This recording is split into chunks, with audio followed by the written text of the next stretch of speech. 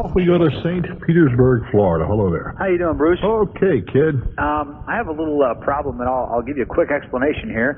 In 1985, I bought a brand new car. It was my first brand new car I've ever bought, and boy, did they see me coming. 85 is what? 85, and I took out a 5-year loan and mega interest, and my payments were I didn't put any money down. So anyway, Bill Lally brought an ad in tonight. Somebody showed him. It was for vans, and it was financing for 7 years. See, I can't even comprehend. I thought 5 years at the time that I bought this was a long time. Well, I think 5 years is absurd. It is, and 7 years is just a little more. And I'm listening to the guy saying, "Oh, don't worry about it. No money down. Your payments will be, we'll pay you to take the car." But you see, that's the thing that so many people, the only thing they ask. What are the payments? Not how much am I paying. Exactly. What is it going to? What are the payments? Which is certainly pertinent.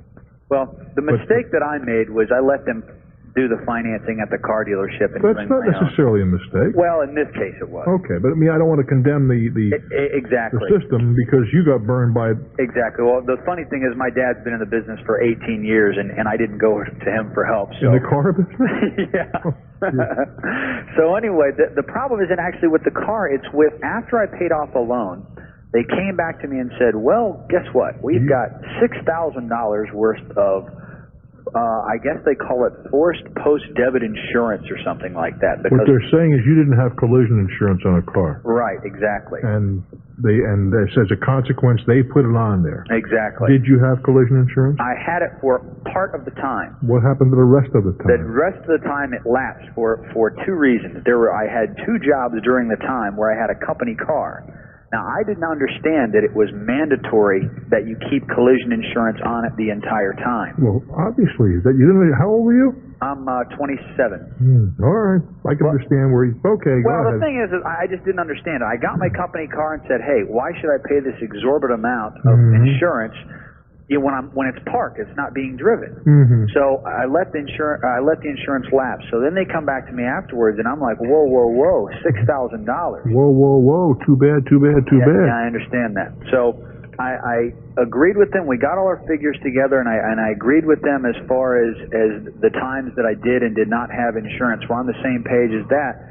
But they're talking $6,000 for basically, or actually $6,550. Yeah, because they are charged and pass on very, very high rates. Okay.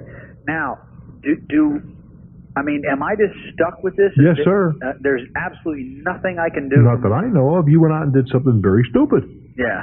You canceled the insurance, and look, from their point of view, you figured out. What happened forget about the liability. You didn't have to carry that. Right. Nobody told you to carry that. Right. But here's your car parked and lightning strikes it.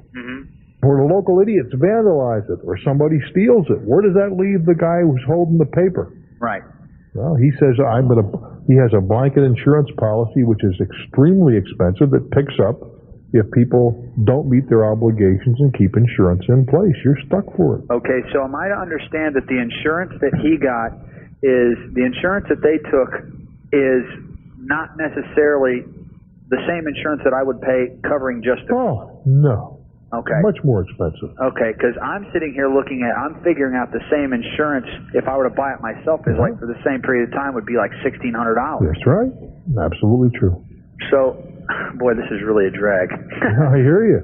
God, I ended up paying $19,000 for the car by the time I ended up.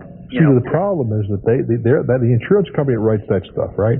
Writes everybody. Right. They don't underwrite it. They don't exclude anyone. They take there's a lot of things done on faith. They're on risk. They don't even realize they're on, and as a consequence, they get a much higher premium. Right. And guess who's going to pay the bill? Exactly. So now, on to step B, I'm trying to settle with them. All right. What should I do as far as a settlement goes? Because I'm sitting here looking at, obviously, a much lower rate for me if I were to do it myself. But that's history. I understand that, but what would be a fair settlement to them? I don't want to embarrass them, but I don't have $6,000. Well, it's not a question of embarrassing them. I don't care about them being embarrassed. Yeah. And whether this can be negotiated is something I don't know. You won't get unless you ask. But I really don't know of that $6,000 how much they actually had to pay. Maybe they paid the whole thing. in premium dollars? I don't know the answer to that. The lady that I talked to on the phone that represented the financial institution intimated to me that make me an offer. We might be able to work something out. And I've been in touch with a lawyer who has dealt with this kind of thing before that said, they may not have even paid for this. This might be I don't want to say facade. That's not the right word. No, wait a minute. Because even if they didn't pay, they paid. They paid by having the exposure. Do you understand? Yeah. Suppose you went out and destroyed that car. Right. Or it was stolen. Right. Well, if you ain't got $6,000, you ain't got the 10 that you owed them at the time. Right. What then? You just said, well, gee, I'm awful sorry, right? So the exposure was there, whether they paid it with insurance premium dollars or just sat there and took the exposure. Right. They were still on the hook for that amount of money. Now, whether it can be negotiated, I don't know. Ask. How much cash can you come up with? About $1,000. Well, they're not going to take $1,000 off. You put your life on that. But, I'm looking at that. That's about what I can afford versus... Well, what you can afford is not important. I don't want to be unkind, but... Right, I understand. Because your ability to pay is certainly a factor, but what you can afford is not. Now, could you go out and borrow a couple grand? No. Out of the question. Just because of previous credit mishaps. So, that's out of the question. Well, all you can do is try to negotiate some kind of a time payment plan. Well, they're willing to refinance the entire amount, but I'm like, I don't want to the car's not even close to being... Well, of course, you're way upside down on a deal, but that doesn't relieve you of your responsibilities, whatever. All you can do is say, I got $1,000 in cash. How much can you give me credit for it? 3-to-1 for $3,000? I'll finance the balance, something of that nature. Your position is real weak, and unhappily, it's one that you brought upon yourself. Good luck, kid. I'm Bruce Williams for Talknet. Troy, Michigan, your turn. Yes, Bruce, how you doing? Okay, kid. My question is pertaining to where I'm working currently. We've always been on a bi-weekly pay system, every 2 weeks. Yep, 26 paydays a year. Pardon? 26 paydays a year. Well, no. Actually, this particular year that we're just in, January, April, and October would entail 3 paydays because of 5 weeks. Well, it's 26 a year nonetheless. Well, I was figuring January... No, hold on. If there's 52, hold it. Go ahead. There's 52 weeks a year. Right. Divide it by 2 is 26, no matter how you slice it. Well, it doesn't come out that way. Of course it comes out that way. Periods. Well, no, because you have some pay periods across... Your first pay period might not have started on January 1st. So you got some of them in 1990 and some in 1992. But bi-weekly, you have 26 pay periods in the course of a year. Some months you have 3 because you have, instead of having 4 Fridays, you have 5 Fridays or 6 Fridays, that sort of thing. But it doesn't change anything. Okay, well, my question was with him going to the set dates of, like, say, the 5th and the 20th, for example. Right. That is going to... That's bi-monthly. Paychecks larger. That's bi-monthly instead of bi-weekly. Right. So you have 24 paydays a year. Right. Okay, I'm wondering what is the real advantage for this employer to do that? It means 2 less paydays. You have to issue checks. Right. So his bookkeeping is simpler. Is like the load. That's right. Furthermore, if his income comes in on a monthly basis, those 3 times a year when you have the extra payday can be crushing because your income is the same, but you got half again as much pay in that monthly pay period. It balances out a lot easier. From an employer's point of view, bi-monthly is a whole lot easier than bi-weekly. That's his main reason. No, that's right. It doesn't hurt you in the slightest. Okay. It doesn't hurt you in the slightest. Good luck, kid. I'm Bruce Williams. This is Talknet. WIBC News Team. Utica, New York, thanks for your patience. What's on your mind? Yeah, hi, Bruce. How are you tonight? I am just fine, thank you. Got a couple of short questions for you. I'm a beekeeper in the Utica area, and it's more than just a hobby now. It was a hobby, and now it's building up a little bit. And I'm starting to mix some nut products with my honey and distributing them around the area in various stores and so forth. What do you mean nut products? You mean like chopping up some walnuts and stick them in the honey? Well, yeah, walnuts, hazelnuts, almonds. Okay. Tastes real good. Anyway, you're a food processor now. Pardon me? You're getting to be a food processor. Well, yes and no. That's part of the question. How important do you feel it is that I should carry liability insurance. You mean product liability? Product I liability. think it's absolutely essential to your health. Okay. Any specific amounts? As much as you can get. Okay. And you say, I don't really know if it's going to pay you. It's a sorry commentary on our society.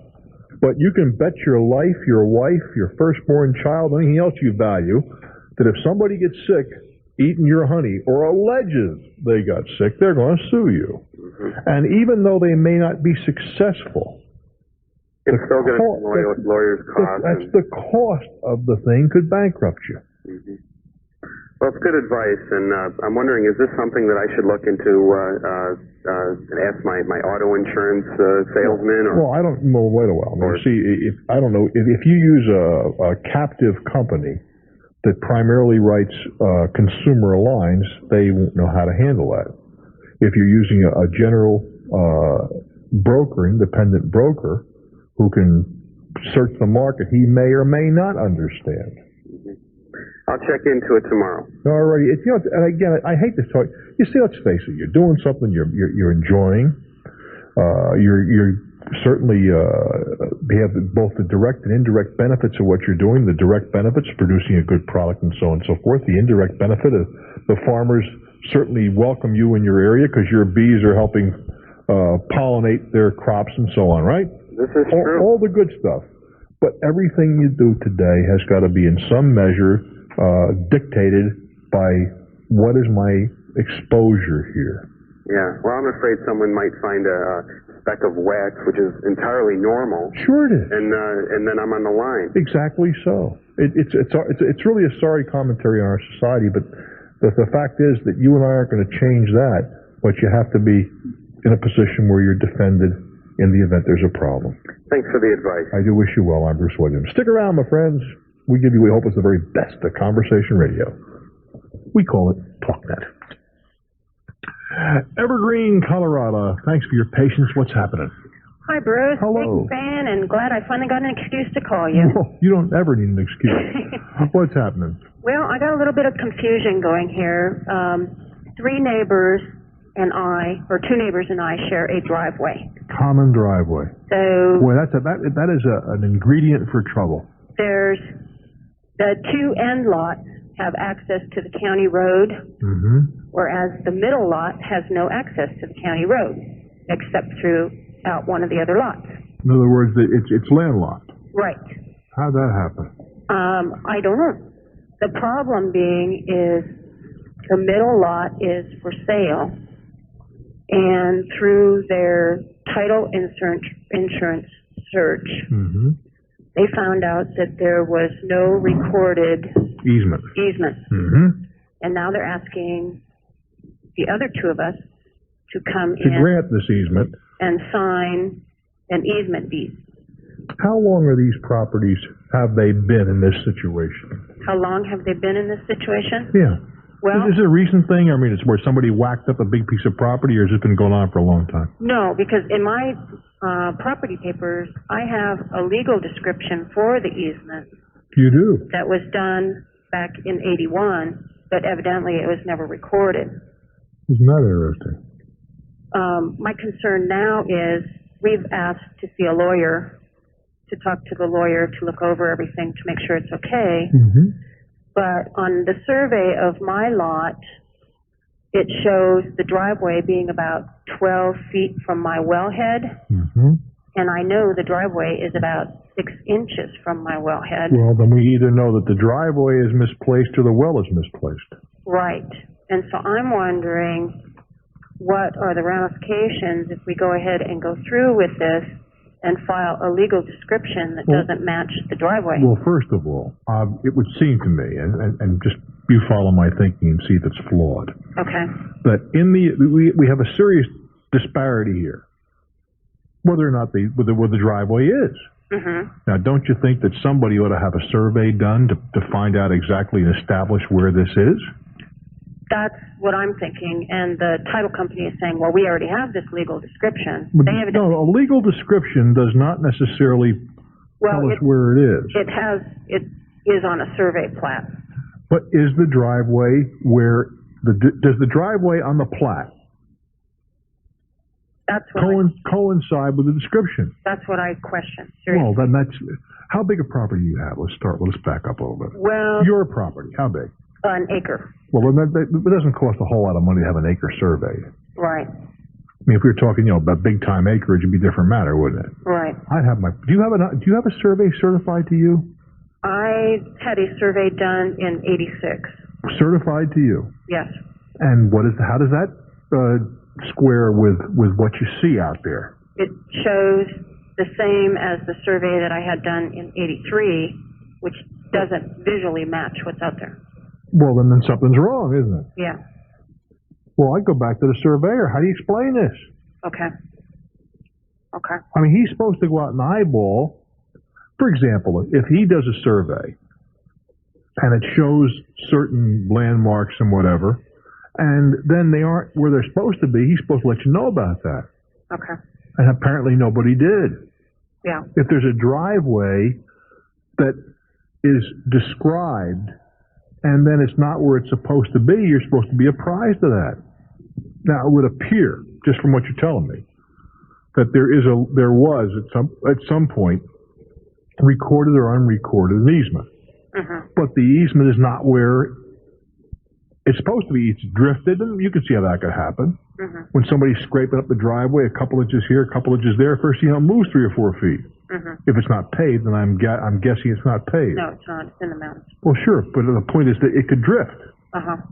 But I'd want to know these things, and I certainly wouldn't sign anything without the approval and review by an attorney. Okay.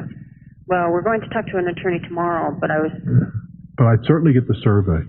Okay. Or at the very least, I want to know why there are contradictions in what you see and what the surveys show. Okay. And how those contradictions became reality. Okay. The other question is, they said that they will need to notify my mortgage company Mm-hmm. Well, sure. with the easement deed to get a release. Absolutely. Now, is there another possibility here? I'm asking this question. Is there some way that you could sell this guy who's a property in the middle of right away?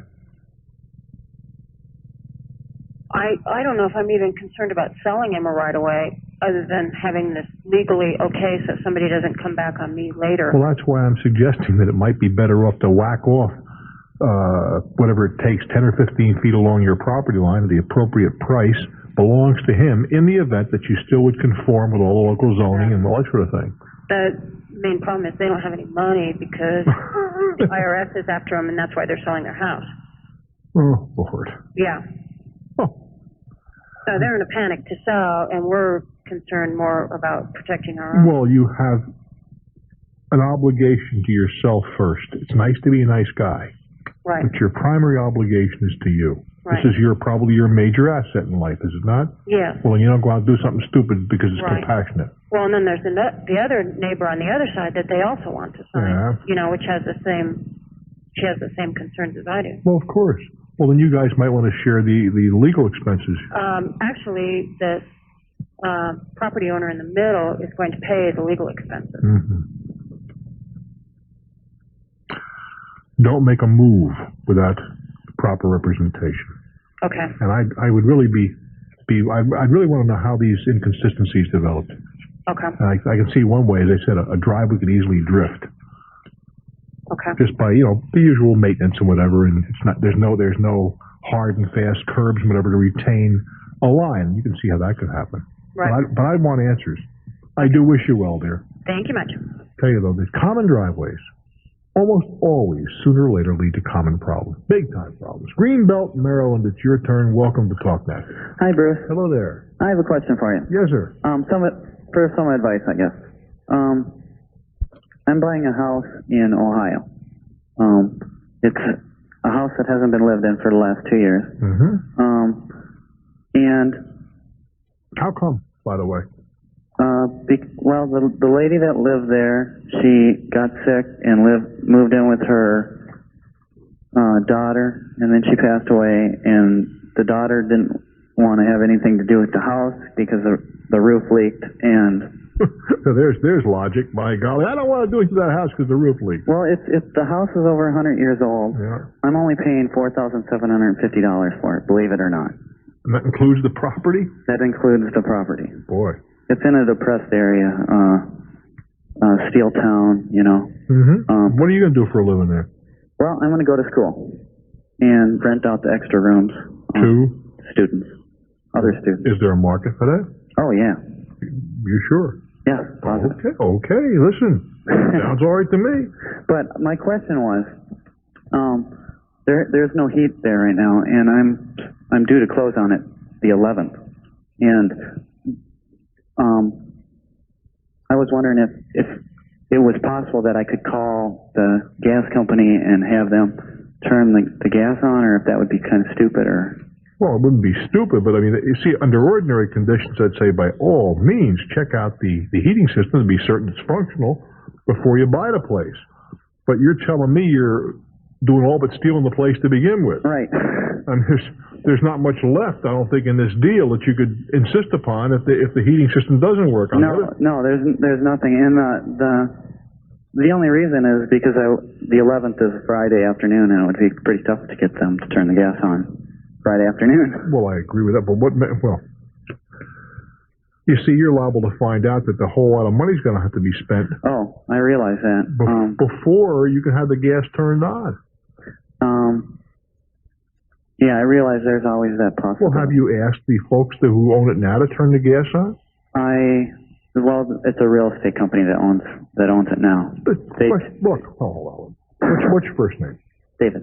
David, I don't care if it's a corporation or individual, all right? Mm-hmm. They want you to buy this. Right. It's in a depressed area. Things ain't moving. Been sitting idle. Not exactly a hot property. Exactly. That puts you in the driver's seat, David. Right. You call them and say, look, fellas, I want you to get the utilities turned on before I take it. You can put it... All righty, to the southern climes. Clearwater, Florida. Hello there. Good evening, Bruce. Hi. I'm a long time listener, first time caller. Glad you're here, my friend. What can we do for you? Have a question about a lease. I moved into an apartment. About 6 months into that lease, we got a new owner. Uh-huh. And we are on our fourth property manager of that new owner. He's made some bad choices Okay. by his own admission. Through the changes,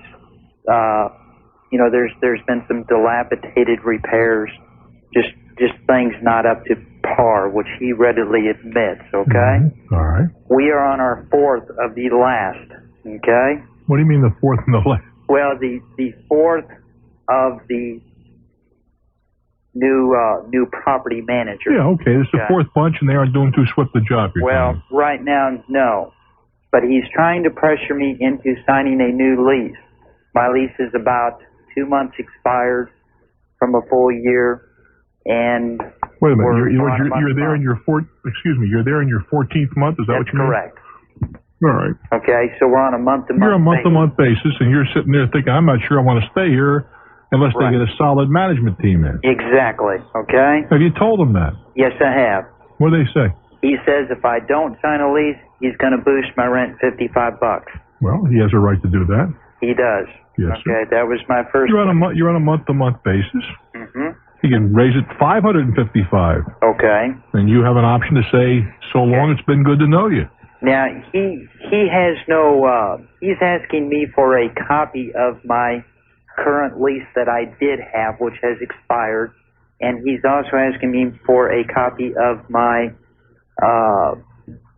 deposit I had on file, which I gave him. Mm-hmm. He said that he was not supplied those records because of ill management on predecessors. Mm-hmm. So you were accommodating in that regard. Yes, I was. All right, that's a matter of accommodation. In the first instance, you had nothing to supply if you didn't want to. The second would be a little different because you have an interest in showing how much deposit was taken from you. Now I'm planning on moving out of here January or February, but you're telling me that he wants me to wait sign. a minute. Slow down. Okay. Here we are. It's December. Correct. You can stay until the end of January without any problem. How so? Well, because he has to give you 30 days notice. He's accepted your rent for December. Well, yes, he has. In that case, you're home free until January. Okay. The same thing can be said for you. Mm-hmm. Or you have to notify him. If you want to get out by the end of the 1st of February, okay, you got to notify him before December 31st of this month. Right, giving him 30 days. 30 days. Right. And he, in turn, has to do the same thing to you. Right. So you're rock solid till the end of January. Okay. Now, He's if you want telling to me I'm not. Pardon me? He told me I was not. That when January rolled around, that he would force me to pay the higher rent. Nonsense. He's got to give you 30 days notice for that, too. Okay. Now, by the same token, if I'm not able to move until February, I guess that's a different scenario. That's a different matter. Okay. That's a different matter. He can give you the increase, or he can tell you to get out. Well, do you have any suggestions as far as a rock-solid management team in place as far as, is that an undue request? I don't know how in the world that would have any notion of whether they're good or they're bad until they have had a chance to do something. Okay. I mean, you tell me what litmus test could we apply? Well, only that he would concur to the rules of the original lease. Well, that all may be the case, but what I'm trying to get to is how do you know until somebody has done something? I'm talking about the management team. Right. How do you know if they're going to be good or bad or indifferent until they've been there for a while? Well, he's been in about two months total and made a lot of promises and no deliveries. Well, in that case, I think you have a pretty decent indicator of what he will continue or she will continue to do. Right. So in that case, is there any reason why you can't get out by the end of January? Well, it would be close because I'm being transferred by my company, and probably time-wise, it's going to be probably the first 2 weeks of February. Right. Where are you going to go? It looks like I'm going to be just moving north, probably into Jacksonville. Well, if push, I know. Okay. If push came to shove, how many rooms of furniture do you have? 5. Oh boy. Be cheaper to work out a deal, pay the extra month's rent than it would be to have a double move. Yeah. Or is there some way you can work with your company to get out a little bit earlier? Or yeah, that's possible. Wait a while. Yeah. Or you married? Yes. Okay. Is there any reason why your wife and children, if you have some, couldn't go to Jacksonville at the end of the month and you follow up in a couple of weeks? Well, that's possible as well. Sure. That would probably be the most reasonable way to go. Right. What I'm trying to avoid is that, I'm trying to be part of a solution with this gentleman, and he's being real hard-nosed, Well, the thing is, it's really academic because you're leaving. Right. Right. It's really academic. One thing I'm very scared of. What's that? Is that I'm scared that they're in money trouble, and I'm scared about the 200 deposits I have on file. You may lose that. Ouch. You may. Right. If they're in money trouble. What if I withhold it from the last month's rent? You're not allowed to do that. Then you're in trouble. Mm-hmm. He can come after me. Yeah, but it's inappropriate. Sure. You gave that for a security deposit. Mm-hmm. And there's a good reason for that, because a lot of tenants leave places Absolutely. not the best of condition. On the other hand, they and somebody else accepted it. But that's just a bad scene. Now, if you really believe that they're really, really, really, really going to go under and whatever, you do what you feel is appropriate. But it is not appropriate. But it is not under ordinary conditions appropriate, and certainly isn't legal. Well, he's given me indicators that his I quote unquote says owner is losing money. That's why he wants to force the new rent increase. He also wants to backdate the lease for about 5 months for the tax break, showing that it was enforceable over 7 months. What tax break? I don't know. I don't know either. Yeah, that was something he threw up, and I said absolutely not. Absolutely not. If I sign a lease, it's got to be square. Absolutely. Okay. I wish you well, Guy. All right, sure. Thank you. Good luck, and we hope we can keep you company up in Jacksonville as well. Fort Wayne, Indiana. Hello. How you doing, Bruce? I'm doing very well, thanks. What's on your mind? I enjoy your show a lot. Thank you, Guy. Here's the deal. I plan to move. I want to relocate to Cincinnati from Fort Wayne. All right. Any special reason? Because of better transportation and I think better job opportunities. All right. And I would like to know what the best ways of relocating or moving, actually. Well, I'm not sure what you're asking. The best way. I mean, talk about. I mean, do you have, for example, a big house and a lot of stuff to move, or? No, I just graduated. Just got my degree, bachelor's degree. I'm single, and I was wondering if it would be better to. I work at a lumber store right now. Would it be better to just go down there and try to get a job from a lumber company, or should I just interview from here and try to get a job? I have to assume that you don't like, either you don't like what you're doing now, or alternatively you feel that you're underemployed now. Right. I just got my degree, and I plan to figure out what to do something else, actually. Well, can I ask why you just got your degree? Why or what do you feel is going to the big benefit of changing locations? Have you looked for a job where you are now? No, but transportation is very important. I have a visual impairment. Okay. And the bus service in Cincinnati is a lot better than Fort Wayne. Okay. And that's the main reason why I'd like. Well, that's a valid reason. You're saying the public transportation, which is a necessity for you, right, is more accessible, and it can open up horizons to you. Exactly. How are you fixed for money? I haven't saved up a lot of money. What I'm trying to get to is, what are you going to live on while you're looking for a job in Cincinnati? I haven't thought of that. Well, I think that's something you ought to think of. I mean, right now you got beans and rice on the table. If I were you, I'd keep the job I have now until I got some money put away. Because getting to a strange town with no dough can be frightening. I do wish you well. I'm Bruce. This is Talknet. Springfield, Missouri. Hello there. Merry Christmas, Bruce. And the very same to you and yours. Well, thanks. Got a question for you, Bruce. About a year ago, I just graduated from college, hadn't found a job yet, and got involved in a situation where my auto insurance was canceled, didn't have any. At that time, it was canceled for lack of payment? Right. At that time, I was involved in an accident. Since then, the insurance company of the other party has been trying to get me to pay. Yeah. You were at fault? Well, that's what I'm disputing. And that's my question, really. They were trying to get me to pay, and I'm wondering what my options are. Well, but let's talk about a couple of things. First of all, is you were in Missouri when this happened? Right. Is insurance a requirement in Missouri? It was. Yes, it is. All right. And they are walking around with, how much money is involved too? About $2,000. They're walking around with a very heavy stick. Yeah. Do you know what that is? No. The likelihood is, if you don't pay them, they could have your license revoked. They have that power? Oh, yeah. Most states.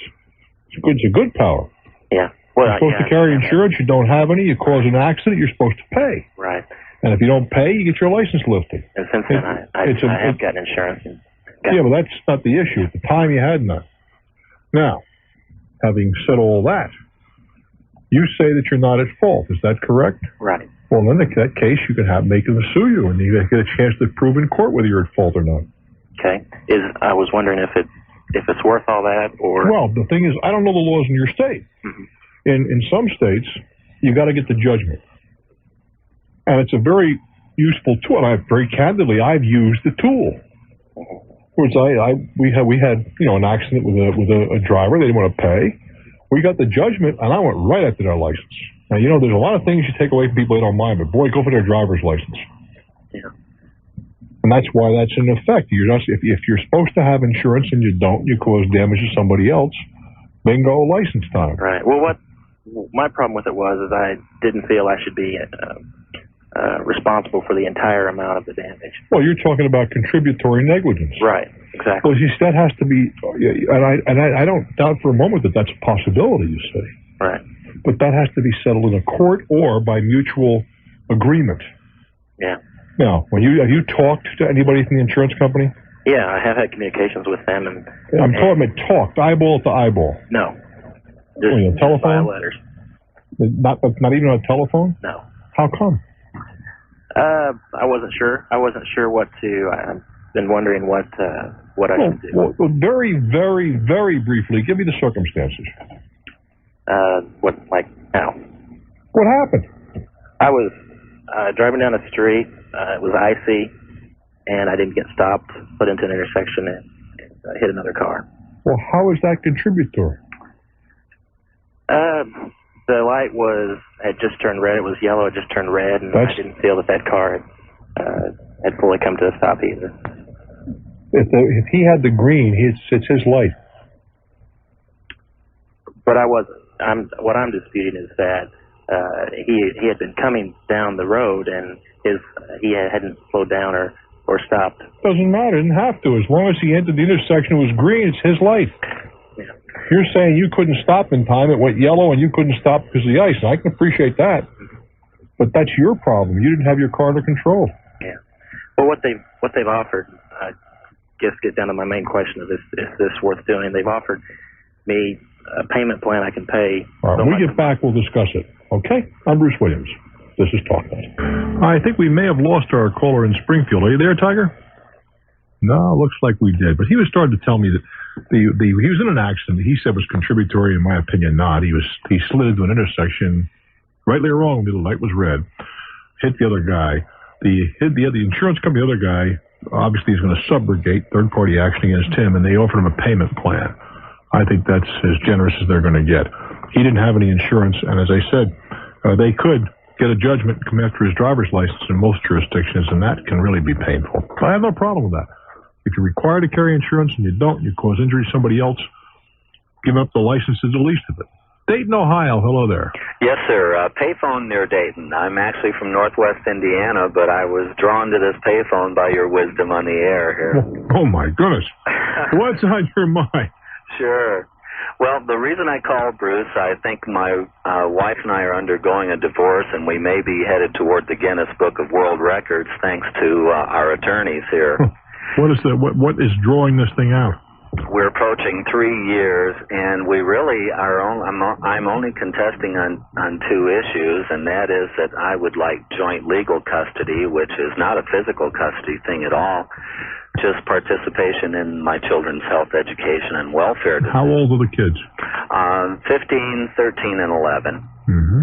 And then we also are at odds on the sale of a rental property, and the home that my wife and children occupy. I say let's get rid of the rental property. It's in a depressed area and split it 50-50, and that she and my children can live in their present home until she remarries or cohabitates.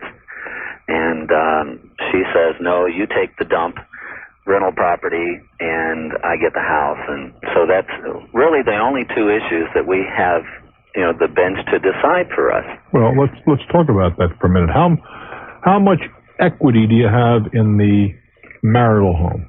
In the marital home? How much about equity? $40,000. And how much equity in the her term, the dump? Yes, 17. So she's saying she wants double. Yes, sir. Double and plus. Well, one there is that it's unlikely that the court would ever direct her to sell that house until your oldest child turns 18. Sure. So it's not going to get sold. Sure. My biggest issue here is really, not that. I mean, it's just that those are the two simple. Well, but let's try to let's examine the separate issues. Mm-hmm. If she is allowed, your youngest child was 11, as I recall. My youngest, yes. Okay, so she's got a good solid anywhere from 7 to 11 years. If the 11-year-old decides to go to college, that the courts are going to let her stay there. Yes, sir. Before the property is sold. So it would occur to me, even though you're going to come up on the downside here a little bit, the short side, you said because, well, wait a minute, maybe not so much here. You said you had $40,000 equity in the one house. Yes, sir. And she wants the 40. Uh-huh. And she's willing to give up the rental property. The rental property is 17 there, so you got a total of 57. If you split it right down the middle, you'd wind up with 28,000. So you're going to be $10,000 short. Sure. I'd take that, and you get the money right away. Mm-hmm. Where you'd wait for the other money for anywhere from 5 to 15 years, depending on how it shakes out. And if the judge decides that, well, wait a minute. I don't have a problem. I wouldn't have the judge decide. Concede that. Sure. So wait a minute. Hold on. Okay. So that's we just if I would dispose of that issue, saying okay, I'll take the rental, you take the house. Okay. That's the end of that. So now we're only down to the joint custody. Mm-hmm. And most courts, other thing, unless you're an axe murderer or a pedophile or something, most courts will give you the joint custody. Sure. Well, I kind of feel that too. The real issue here that I wanted to discuss with you is this case was filed in March of '91. We have had 5 court dates, and the attorneys have done nothing but turn into dairy farmers on this thing, Bruce. And they just milked it like you wouldn't believe. And I just gave you an example of how simple a case this can be from the bench. And I'm really not... well, I mean, but you're telling me attorneys on both sides. Your attorney as well as... The first date, we gave them... Difficult. Unless we have a real serious phone problem, which is not unheard of. Right now is the time for you to jump in there. 800-743-8000. Let's begin in Birmingham, Yes, Alabama. sir. Hello. Yes, sir. I have some sweepstakes here. I have 4 in a row. Sweet. I never would guess you're from the South. Sir? I would never guess you're from the South. You disguise your accent so well. I can't hear very well. I hope that I know what you said. Well, doesn't matter. What's on your mind, dear? I want to know if I have 4 sweepstakes, all from the same company. You get them you got them in the mail for some kind of a hustle? Well, that's what I'm trying to find out. You can depend on it. It's about jewelry and everything, but they also say I have won $10,000, and that's not what they said. Doesn't say that. It doesn't. No, ma'am.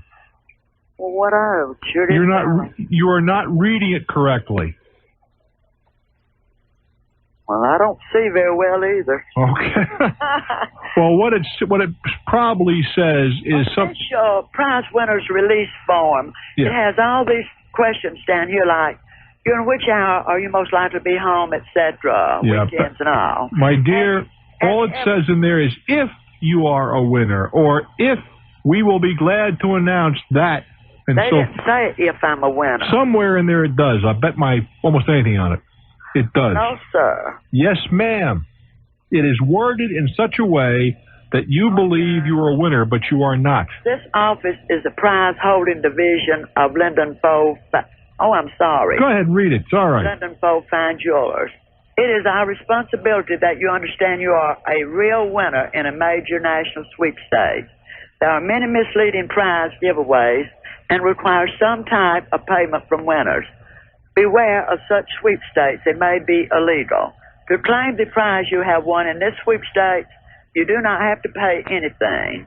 We are required to notify you as a winner so you can claim your prize before the deadline. Failure to respond constitutes forfeiture of the prize you have already won, and your $10,000 cash claim eligibility will be canceled. Now, did you hear what that said? Sir? That was where they took themselves off the hook. It said your $10,000 eligibility. It did not say you won. It just said you're eligible to win. Well, how'd they get my name? Why they sending me? I haven't the foggiest notion how they got your name. I'm just telling you, you haven't won any $10,000. You may have won some little prize, but you did not win $10,000. Well, they asked me to send $19 or something for a game or something. Indeed. And, it's just another way to sell you something, sweetheart. You haven't won a thing. I haven't won a thing. No, or something very little. They told me that said I could tell my friends and my family that I have won a thing. You know, I have won a prize. Yes, you've won some little piddling prize, but you haven't won 10,000, which is what you told me at the beginning. I know I didn't enter it, but I wanted it. I mean, wish I had. I wish you had to. God bless And I do wish you well. I'm Bruce Williams and going to Wyoming, Michigan. Hello there. How are you today, Bruce? Okay, kid. That's good. I'm calling in regards to a couple problems I ran into today. I've been court-ordered here in Michigan to get some residential alcohol treatment, and I've talked to a number of different agencies, and the Kent County Health Department, which is the county I live in, and I've been stopped by a wall somewhere. Well, what is it you're trying to get? I'm trying to get funding for this because I'm not covered under insurance because of my age. What about your age? Well, my father's policy, the way it stands, unless I'm a full-time student and living at home, I can't be covered under his policy at my age. Well, what is it you're trying to get covered? Maybe I'm missing something, son. Alcohol treatment, residential alcohol treatment. In other words, you have no hospitalizations, what you're telling me. Exactly. How come? Because of my age, because of the fact that I live at home and I'm not a full-time student, I can't be covered. Well, not under his, but there was nothing to prevent you from buying your own insurance. This is true. I probably should have done that a couple of years ago. Well, why didn't you? How old are you? The cost, 21. The cost, well, you're finding the cost for not insuring is a lot more than the cost of insuring. This is true. When you turn 19, you're supposed to be an adult. Okay, when I turned 19, I believe I was still covered. I don't think so. I'm not sure what... well, certainly you're not covered when you're 21, unless you're in school and a dependent. Were you working? Yeah, I was working, but most of the jobs I have either don't offer health insurance because of the cost of it, or you have to be there for umpteen years in order to get it. Well, for that, or you go out and pay for it. Right, and the jobs that you get nowadays don't offer you enough money to pay for health insurance and meet your other obligations at the same time. Well, see, one of the problems, son, was that you quit school. You didn't go on and get to perfect your ability to get a job. Well, I plan to go on to school, but at this point, I haven't done it. Well, so now you got an alcohol problem. Mm-hmm. Well, I've had probably for a while. And what, the court ordered you to get alcohol treatment? Yes, sir. For what, were you drunk driving? Mm-hmm.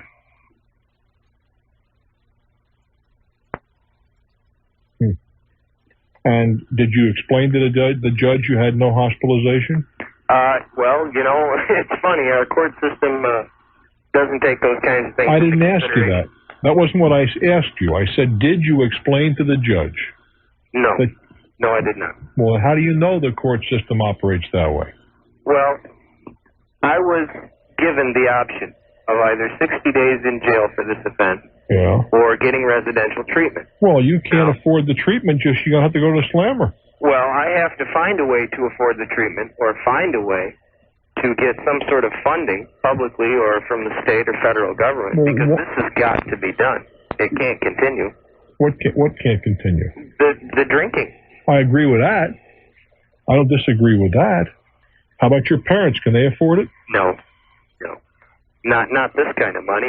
We're looking at for about a 2-month program, inpatient, with follow-up counseling outpatient afterwards. Right. Anywhere from $3,000 to $10,000, depending on the particular agency. And my parents, I know, don't have that money to just drop. Do they have the money, period? No, not for this. I didn't ask you that. It just can't be afforded. It just can't be. Is it possible they could loan you the money and then you could work like crazy when you go out and pay them back? If they had it to loan, I dare say they would do it. I'm almost sure they would, but they don't have. Could they borrow it? I don't know. They probably could. I don't see it coming from some agency, and I don't see why it should. In other words, you were irresponsible and didn't carry insurance, so you want the rest of us to pay for it because you got yourself in a jam. That's what you're asking for. You're saying, I screwed up, so the rest of you guys pay for it. Well, I don't... Is that... I guess that's the way it could sound, but that isn't... Well, explain it away to me in 10 seconds. Well, I guess I can't explain it. What I don't understand is why our system doesn't have a program for me. Well, it's just, you see, we're back to the same thing. You're looking for government to be your mother and dad. And that's not the function of government, although there are those in Washington that think it is. It seems to me, young fellow, the responsible thing to do would be to try to have someone or yourself borrow the money, and after you got a treatment, work your buns off to pay it back. I do wish you well. I'm Bruce Williams. This is Talknet. All right, to cereal country. Well, it's Battle Creek, Michigan. Hello there. Hi. Hello, sweetheart. You were in Battle Creek a few years ago. I was indeed. You know, I go so many places, a lot of things sort of run together, but I remember very distinctly this trip to Battle Creek. I remember the hotel was downtown. Yes. And down by a river, and there was a hill going up on the other side. Well, it's and a real nice I'm sorry. It's just lovely now because we're having our Festival of Light. There's a real nice Hundreds of thousands of lights here. You're kidding. There's a real nice bar in that hotel, if I remember correctly. I beg your pardon? A very nice, comfortable bar in that hotel, if I remember. I remember things like that. Well, we're glad you came. Well, I hope they get invited back. It's that time. Well, maybe they will. Let's hope so. What can we do for you to make your life more comfortable? I'll tell you. A friend of mine got a divorce, and her ex-husband filed bankruptcy and named a certain amount of money that a debt that he owed her, and included that in his bankruptcy. That he owed her? You mean that the court during the divorce settlement? Okay. What she found out later was he had purchased lots of things on a credit card and had forged her name on the application for the credit card while they were separated. Say for 4 or 5 years they were separated, legally separated, all that stuff. He purchased a lot of things on the credit card. Credit card company came to her for the payment. And she didn't even know about the credit card because she had not signed for it, hadn't even seen him in years.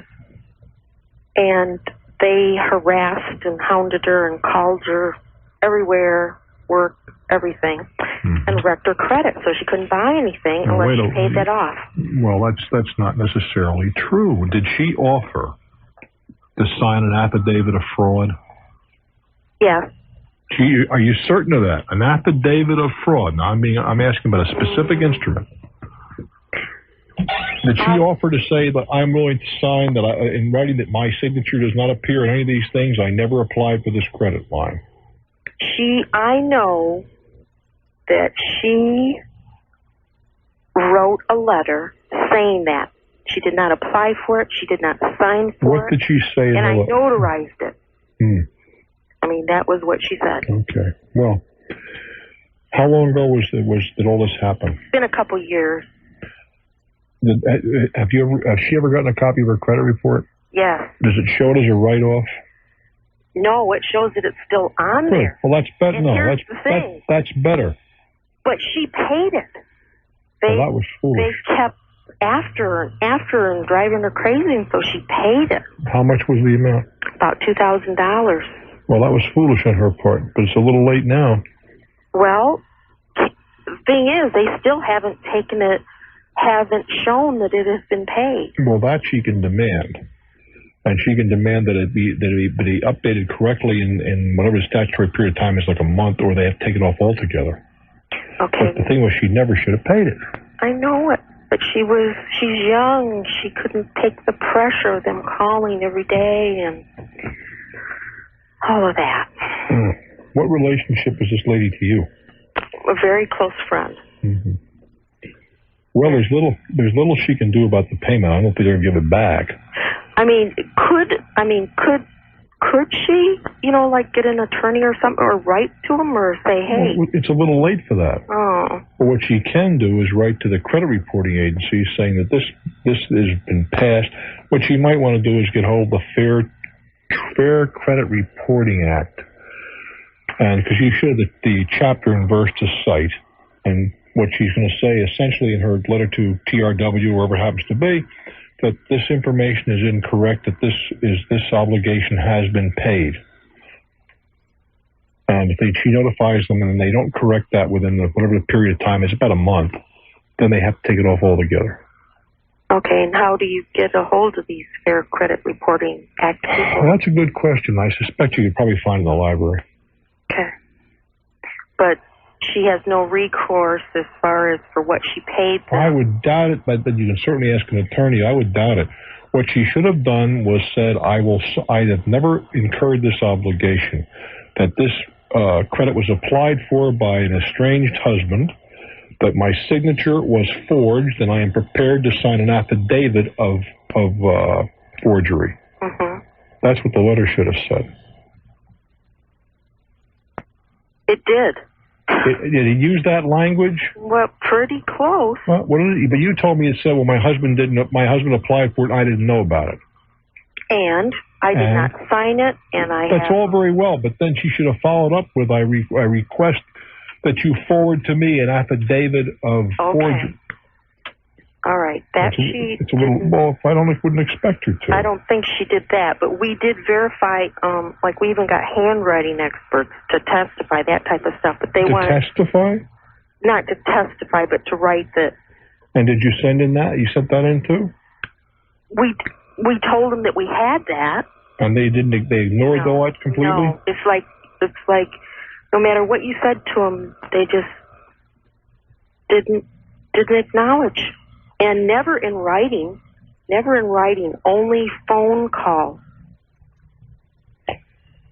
Well, yeah, but look, it might be worth $25 or $50 to run it past an attorney and see. Okay. I doubt it, but it wouldn't hurt. Okay. And so for other people who maybe haven't had this wonderful experience, if you are getting a divorce, I think, you have to really be sure that credit obligations are, I don't know how you get out of them. I'm not sure that you can, because the problem... once you sign for something... The problem is, you see, that even if the court directed the other guy to pay him, it doesn't matter. If he doesn't pay him, you're still on the hook if they are your legal obligations. I do wish you well, sweetheart. Carol, Iowa. Hello there. Yes, Bruce, how are you? I am well, thank you. Good. Some advice from you, if I could. Shoot. My wife and I have signed a purchase agreement on a house. The person who we are purchasing the house from has terminal cancer. Yeah. His family got involved and advised him not to sell the house. Why? Well, I believe they want him to die in the house. Why? I have no idea. They won't talk to us. What They'll are his only wishes? talk to us through an attorney. What are his wishes? His wishes are he does what his family tells him to do. How old a person is this? This man is in his late 50s. Well, he entered into a contract with you, did he? Yes, he did. Yes. Well, was the contract, were you brought together by a broker? By our real estate agent. Okay, you were brought together by a third party. Yes. And you made an offer and he accepted that offer. Yes, he did. And we did all this in writing. Yes. Now he wants to back out. He already has. He's already stated to us through his attorney that he's not going to sell us the house. Well, on what basis? No basis at all. Well, there has to be a basis. Otherwise, you just can't walk away. I understand that. And our attorney has advised us not to pursue it because his attorney can delay it until the guy has died anyway, so there's no point in pursuing it any further than just waiting until he has passed on. And they've tried to have improved incompetent to get out of the contract, and they were unable to do that. Sounds to me like you got a couple of vultures circling here. They want the property. Well, that's what my wife and I believe also. Well, I think your attorney probably told you the correct thing. Pragmatically, if they can any kind of a deal like this can be delayed, and I guess it. Stick around for a minute. Let's discuss this. I'm Bruce Williams.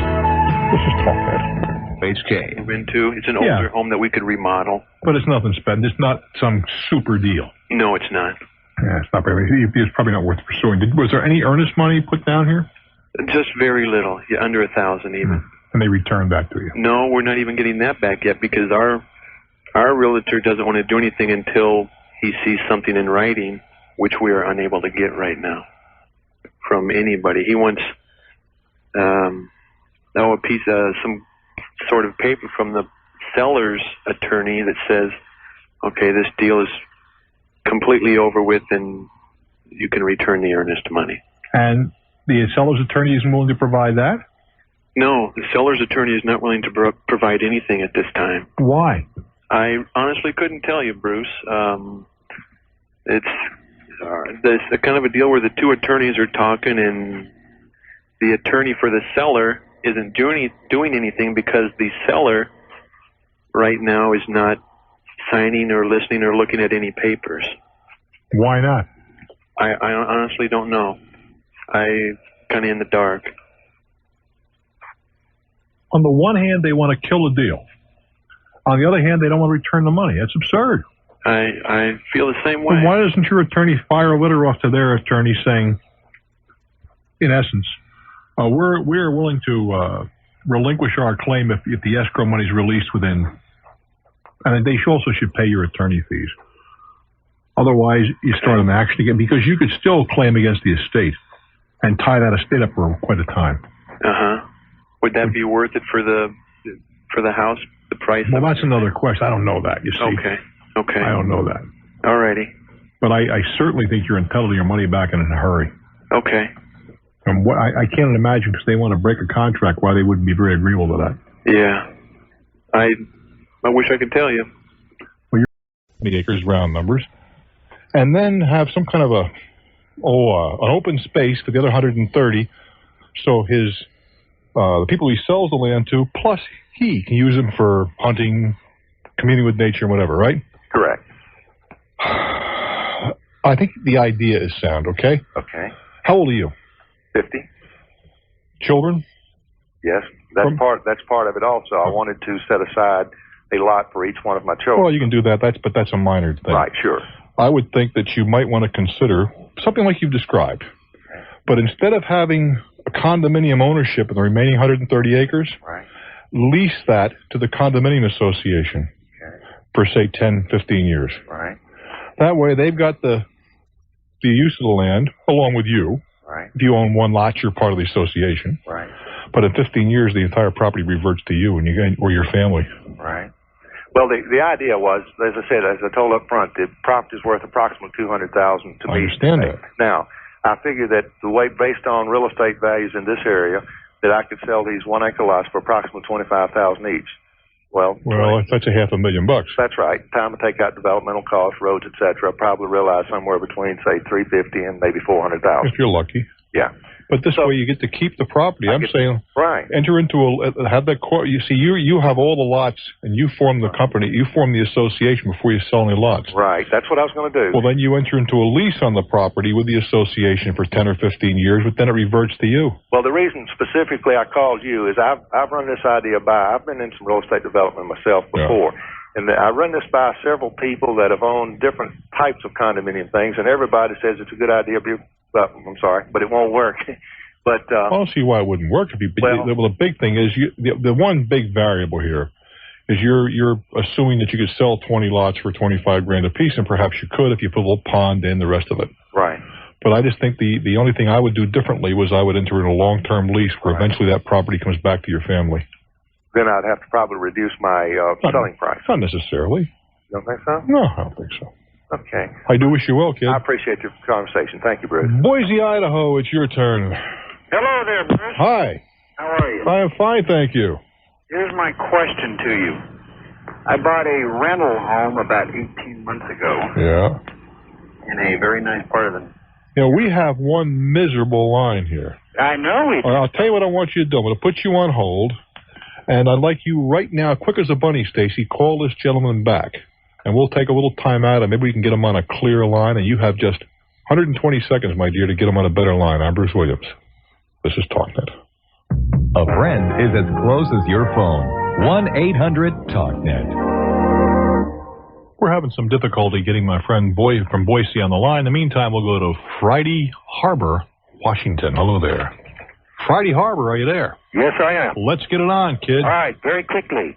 An individual next door to me has drilled a well which has been determined to be an illegal well as being too close to a septic drain system. Yeah, that's a bad place to put a well. Why did he sink it so close to the septic system? I don't know. Is it your septic is close to? No, his own. All right. But there is a danger that would we run into our community water system. How can that be? Because he can interconnect. How? Well, all he has to do is run a pipe from his well into the pipe that comes in on the water system, and he's interconnected. Why would he do that? To supplement his water supply. But that's forbidden in every area that I know of. It is forbidden here, too, and he has been ordered to abandon this well or cap it or spike it or whatever he wanted to. Yeah, because there's no hardship for him. No, but he refused. Wait a minute. In that, he has community water available to him. That's right, but it's a limited amount. He only has 9,000 gallons available to him per month. Oh, yeah, but you have your water rationed? That's right. Why is that? Because we're in San Juan Island, and water is a critical problem here. We're very short of water. Uh-huh. But in any event, I'm just explore this for a moment, may I? Surely. Why could he not use the well, even though it's possibly polluted, as long as it was clearly not available for a cross connect for irrigation purposes and things like washing the car and so forth at an outside tap? Well, if he does that, he would spread water over the surface, and it would percolate down into the areas where others have yeah, but that's what. But if it percolates down, it's going to purify itself over a couple of feet of ground. Yeah, if it goes down a couple of feet, but he will spread it out over the top. But in any event, sir, if I may, go ahead. Speak to the next. The Department of Ecology has ordered the well capped. Okay. He refuses to do it. Well, what police authority do they have to make him do it? The Department of Ecology or the Attorney General's office, and they don't do anything. And I thought maybe you had a scintillating idea that would build a fire under them. If he is violating a law, then the authorities have no choice but to enforce that law or be guilty of malfeasance. And you, in fact, as a citizen, can cite him and serve him and haul him into the local court. You know, I'm a lawyer, and I understand the problem, but they just won't move. And I thought maybe you had a scintillating idea that I could get them to move on this. Well, Counselor, if a guy who works for government doesn't do anything, and he doesn't, then I would go to his boss. That's generally the elected official. I have been to him. And what's he say? He said, "Well, if it's not harming you, why are you concerned about having it enforced?" And you say? And I say, I do not have to be harmed in order to have the law enforced. I have a right as a citizen to have it enforced. Absolutely. And what does he say about that? Well, he said that's your opinion. Well, in your opinion, if you can do it for very little money, why don't you start a suit and bring an action for malfeasance against these guys? That perhaps is the only solution. I mean, if there's a law, it is brought to the attention of a public official, the law is being broken, and he does nothing about it. Is that not, by definition, malfeasance? Yes, it is. But, you're talking about a lot of expense, and I suppose maybe it would be... How much expense for you? I mean, filing fees. What else? Oh, probably when I figure my time involved in it. No, you can't figure your time. No, you can't figure your time. It's filing expenses. You're in a much stronger position than most citizens. Yeah, less than $100. Well, is it worth $100? Yeah, but I'm sure you appreciate my situation. I find it very aggravating that an individual citizen has to take such stern measures in order to get people to enforce the law. You're absolutely right, but that's common. And as an officer of the court, I'm sure you know that. Oh, yeah. It happens all the time. It just happens that your ox got gored. Go for it, Counselor. Okay. I do wish you well. I'm Bruce Williams with no magic bullet. This is Talknet. Off we go to Clearwater, Florida. Hello there. Hello, Bruce. I live just outside of Clearwater, and we live in a private country club area where they have a private golf course and tennis courts, dining room, the whole bit. You poor underprivileged child. Yes, we love it. But the problem is, we're trying to buy a condominium in the area here that we live, and we want to buy it as an investment to rent out. I inquired through different rental agencies before we put a deposit on this condo, and one of the agencies that I contacted kind of works with the golf course, and they told me that I could buy the membership so that anyone we rent to can play tennis and play golf, and they would pay at a cash basis. Otherwise, it's private and no one else can play golf here. So no, wait a while. If you own a membership, would they come in as a guest? Is that it then? Well, yes, but we don't want, if we rent to some stranger, we don't want them running up a tab on ours. Oh, so we want to buy a private membership that is used for rental people. Okay, and then they offer such a deal, or do they? Okay, well, that's the whole question. Now that we put a deposit on the condo, we find out that the only way you can buy this membership is if you turn your condo over to a special rental agency and pay a commission to them. And then you can get the membership. But that membership is only good as long as you keep your condo active with that rental agency. Let's back up a little bit, all right? How much, let's do it this way. How much would they charge? Forget about the cost of the membership for the moment. How much would they charge to manage your property? They charge 20%. All right. What does that amount to in dollars? How much? Be realistic. Okay. During the off season, it would be $750 a month, and during the winter season, it would be $1,400 a month that the rent would be bringing in. How much, realistically, again, 50 weeks a year? How many of those 50 weeks do you think the place would be rented? I really don't know that, but what I'm trying to get to is there a peripheral benefit here? Do they have a better shot at renting it more weeks than you do? Well, the thing is we're buying this because my husband has to travel back and forth to the north every other week. He has a lot of contacts back in the north, and they give us business, and we want to use this condo as saying, hey, you bring your wife down and use our condo. I know exactly. I do the same thing. I know exactly what you're talking about. Okay, but even if we don't want to let some agency rent our condo, we want to use it ourselves to give it to who we want, or to rent it ourselves. All right. Let's stop. We've gotten past that. Now, can we accept this, or perhaps not, as a given? The people that you give the condo to. Yes. You're not concerned about them running up bills. I assume that you'd be discriminating enough to only give it to people you trust and good clients, and that kind of thing. Right. Is that a fair assumption? Yes. So then we're only concerned about those people who you don't know, a stranger. You rent to Bruce Williams, you don't know who this guy is, right? Right, exactly. What would the maximum period be that you'd rent for? How many weeks? To me, the average person. I know you'd have to be 50 weeks if I paid you enough money, but I mean, being realistic. Realistic, probably the winter time only. Well, what I'm trying to get, you're not, maybe I didn't ask the question properly. How long would the average person per rentor, me, stay? A week, 2 weeks, a month? Well, on average. There's got to be an average someplace. Okay. Are you talking about if I rent it or if they rent it? Doesn't matter. If you rent it. There is a difference because if the rental agency rents it, there is a minimum of 3 months stay. But as an owner, I can rent it for less than that. Well, what would you rent it for? I'm trying to set up a scenario here, and you're fighting me. Probably at least a month. Well, let's say a month for the sake of discussion, all right? Okay. What is the maximum amount? What charge privileges do you have if you have a membership? You're worried about having the guy run up a bill in your name. I want to know what's your exposure. He can charge green fees, for example, right? All right. How much are the green fees? Well, it would probably... How much?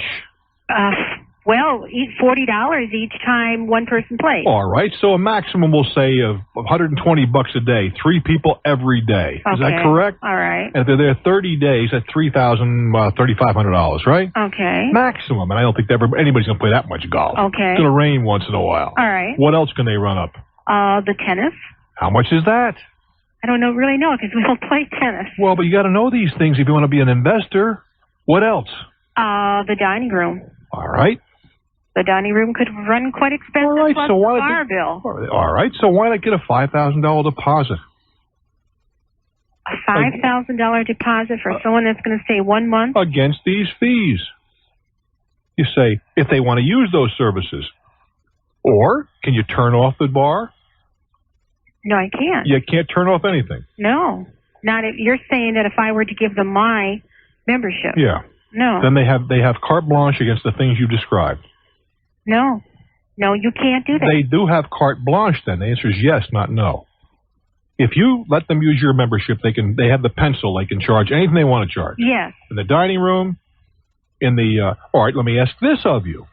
Can you get a running total on what they've charged at any given time? No. You can't? This is only done once a month when you get a statement at the end of the month. You can't walk in and say, I want a computer readout of my bill? I don't believe you can, no. Have you ever asked? I've never asked. Well, why don't you ask that? Because that way you can just and let's face it, sweetheart, you're like a smart lady. there's got to be somebody in there for a $20 bill will do a run for you. So once a week you have a run. If the bill's too big, you get on and talk to the people. There's a lot of ways to skinny around this. Okay, well... You see what I'm saying? Yeah, I see what you're... You see, what you want to do is you want to play at a business. This is a business. Well, what I want to do is to be able to have... What I think is I think this is very discriminating. Well, of course it is. It's discriminatory, but they have every right to discriminate in this regard. They're saying they are an in-house agency of some kind. Isn't that not true? Right. All right, and they're saying because we're in-house, we can do thus, thus, and such because we do a certain amount of volume. Nothing wrong with that. And you think that's perfectly legal on their part? I don't think there's a question about it. They're saying, you want to come on my tennis court, you got to play by my rules. But I'm saying there's a way around their rules. First of all, if the average guy that can spend the kind of money that you're talking about is usually a solid citizen. Not always, but usually. Mm-hmm. Secondly, what kind of business is your husband in? I can think of a lot of ways to get around this. What kind of business is your husband in? He's a manufacturer's rep. Or does he have anybody... For our own business. All right, then why don't you become an American Express charge operator? This way you could take their imprint on their Express card.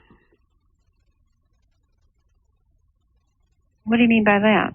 Did you ever go to a hotel? Yeah. Did you ever give them an imprint against the restaurant bills and so yes, forth? Well, then if you are a merchant registered with American Express and you pay the fee, when your guy checks in, you take his Express card imprint. Mm-hmm. And any charges he has on there, you just put through and charge. I see. And put the charges through regularly. Doesn't cost him anything. There's a lot of ways around this. Yeah. I know you don't want to hear that. I don't like these ideas at all. Well, unfortunately, though, you see, this is a business, and and you're obliged to run it like a business. You want the easy way. Unfortunately, you're not going to find that. Let me turn the thing around. One quick question, all right? Mm-hmm. Why should they? Because most clubs that I've been in are strictly on a charge basis. Nobody pays cash, right? Right. Why should they give credit to your tenant? Oh, but and wait. expose themselves. Okay, wait a minute. Yeah. You're right. Most of it is on a charge. Yeah. But for if we took somebody golfing and we didn't pick up the tab, the golf course would allow us to charge ours and let them pay their. On an occasional basis. No, they would do that. The thing is anytime we take somebody, we pay it. But they do allow that. They are equipped. Has the dining room equipped to take cash, too? Yes. All right. Yes. And if you rent your place with this leasing company, that's how you get the membership, and they give them a card where these people would pay cash. Uh-huh. Okay. But you have to go through the rental agency. All right, because they want a club. I don't blame them. They're in the driver's seat. Now, the way to change that is get enough people that own condominiums there to vote to change the rules. But you can bet your life that these guys entered into this agreement when they owned all the things. They had all the votes. Mm-hmm. That's the way it's done. Mm-hmm. I mean, where you been? That's what developers do. They also set up sweetheart deals where they rent the pool back to you and they manage it. Or they rent the course back to you and they manage it. Mm-hmm. You think they're in this for love? Well, it doesn't seem fair to me. But you bought into it and knew that ahead of time. No, the thing is we did. Well, then you didn't ask the right questions. Because that was, I have to believe that that's clearly spelled out someplace in the organization. And if you didn't, and I don't mean that, but most of us don't, me included. Yeah. Did you have an attorney representing you in this matter when you bought it? No. Case closed. Yeah. I wish you well, dear. Okay, thank you. I'm Bruce Williams. Not what you wanted to hear, but those are the hard facts, kids. This is Talknet. All righty. We tried a gentleman in Boise a little while ago. We had a problem. Let's try him again. Hello there. Hello. Hey, Tiger. How you doing? Okay. It sounds like you're still talking from a barrel, but we're going to do our very best. Well, we're a long ways away. I think you had a cheap telephone. Well, that could be. Oh, you're not supposed to do that. Sorry. What's on your mind, my friend? Here's the question. I bought a rental property, 17... No, you weren't supposed to say that, and I got rid of it. Go ahead.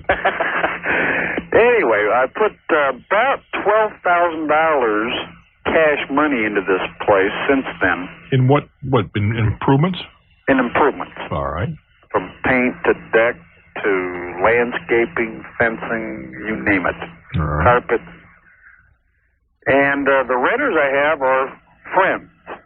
That's my first mistake. In fact, the godparents of my daughter. All right. The rent they pay is around $400. The market should be getting $600 to $650. What's this place worth as it sits? $70,000. Wow. All right. Yeah, it certainly should be 600. It should be about 700. Yes, yes. So why are you renting to them so cheap? Well, because I travel every week. I'm gone all the time, sometimes 5-6 weeks at a time. My renter, the gentleman, has done all the labor, basically. I helped him a little bit on painting the house. Yeah. Through this vacation promotion organization. What that means is you got to, in all likelihood, have to listen to a pitch for a timeshare when you get there. No, surprisingly enough, not. Nothing at all, huh? No, they do some kind of trade out with the national airlines. We do have to buy tickets for that airline. I see, all right. And then we can buy extra nights lodging at that hotel. Okay. Did this and sent everything in, got a confirmation letter back from the promotion organization, and we're due to leave in about 6 weeks. Find out now that, as of today, the organization went bankrupt. Well, why would that affect you very much if the airline is encouraging you to buy the ticket and throw in a couple of days at the hotel? Why is that going to bother you? Well, because I guess my check went to the promotion organization. They made the reservation. I mean, your check for what? The airplane tickets? Correct. For the round-trip fare, and then we purchased an extra night at the hotel. Now, you got a problem. Uh-huh. You got a problem. You're in all likelihood, you are a general creditor of the bankrupt organization because they got the money. Okay. Unless now, you see, if they were a travel agent, and if they poked up the ticket on I think Monday is the reporting day, and if, these are all a lot of ifs, aren't they? If they paid their bill then on time, which is due a couple days later, then the money is in the hands of the airline. Okay, and it's not there. According to the airline, they've got the reservation, but the tickets have not been purchased. Or paid for. Correct. And I think you are stuck city. Okay. The chances are, how much money's involved? $820. Well, the chances are what's going to happen here is that, I don't think any question about it, you will receive a letter from or should contact the administrator in the bankruptcy. Are we talking about Chapter 13 or are we talking Chapter 7? Do you know? Or 11, I'm sorry, 11 or 7? Don't know. 11 is reorganizational, and that we'd still trying to do business. 7 is, sorry fellas, we're belly up. Probably Chapter 7. If it is Chapter 7, you are just another unsecured creditor. And that means that you may get a nickel or a dime and a dollar, you may get nothing. Okay, so just see, that's what you see. Next time out of the blocks, if something like this comes along, put it on a credit card. Because on a credit card, even though you had been charged, and even though the credit card company couldn't charge back, they cannot charge for a service undelivered. Therefore, you could get a credit from your credit card company. You'd have been protected. I should have known. I'm looking at the papers in front of me, and it says, we do not accept credit card charges. Guess why? Okay. I wish you well, kid. Thank you kindly, sir. I'm Bruce Williams. Stick around for more. We give you, we hope, is the very best of conversation radio. We call it Talknet. Let's go now to Syracuse, New York. Are you a nobody? Hello. Hello, you a nobody? Well, I don't know. I think I'm a somebody, actually. I think you are, too. By your definition, yes, sir, I am. Well, I hope you're one of our nobodies and you'll drop us a postcard. I really appreciate that. You bet. Okay, kid, what's on your mind? I have a question regarding a tree that is in my next-door neighbor's yard and responsibility of who does what. Okay, you realize I'm not calling you a nobody. I'm sure these other rascals are doing. That's why I want you to be a nobody. Anyway. Okay, what's going on with the tree? Okay, the trunk and the trunk of the tree is wholly in my next door neighbor's yard. Yeah. All right. His tree. I would say roughly a quarter to a third of the branches are overhanging the property line into my yard. The trees never took a course in engineering or surveying. No. They just sort of grow. They go their own way. Yeah, it's pretty common. So what's the problem? Well, the tree is not in particularly good shape. It's an older tree. My neighbor would like to have the tree removed. All right. He's telling me that it'll cost approximately $750 to get the tree removed, and wants to know if I would like to contribute a third of the funds. I don't see why you should do that. If you want to be a nice guy, and there's nothing wrong with being a nice guy. And he could make the point that you've been the beneficiary of the shade and so forth over the years, and that's true. I like my neighbor. But the fact is, if you want to be technical, the tree is his, and it's his responsibility. My follow-up question here. Now, what happens if some of the branches of the tree fall and damage some of my property, my garage? Well, wait a minute. When do they fall? What's that? When are they, during the removal process? No, during the normal course. Hold on. There's a bunch of variables here. If a big old wind comes up, right? And there's a nice healthy branch breaks off. It's your garage. Right. That's an act of God. It's on you and God. I don't think you're going to collect from God. Okay. Now, if there is a bad branch up there, rotten to the core, and you make your neighbor aware of the fact that this is a dangerous condition and make certain that there's a notification, all that jazz, and then the branch falls off and hits your garage, then there may be some liability in your neighbor's part. How about the roots of the tree that are also very close to my garage, which I'm sure will grow large? No, can't. The roots are your responsibility. And you can cut them. Right. But if you damage the tree, then you're liable. You got to do it in such a fashion you don't hurt the tree. Now, if it's a big tree, you can remove some roots, seal them off, and that's not a problem. They're just as if those branches you're talking about that penetrate your airspace. Yes. You can go up and get yourself a cherry picker and cut them all off. However, you got to do it in such a fashion you don't hurt the tree. So it's so much better to try to work out a deal with your neighbor. Now, I don't think there's any question that the responsibility is his. But if it's worth a few bucks, and not so few, to maintain and keep the relationship up with the guy, you might want to consider it. I'm Bruce Williams. This is Talknet.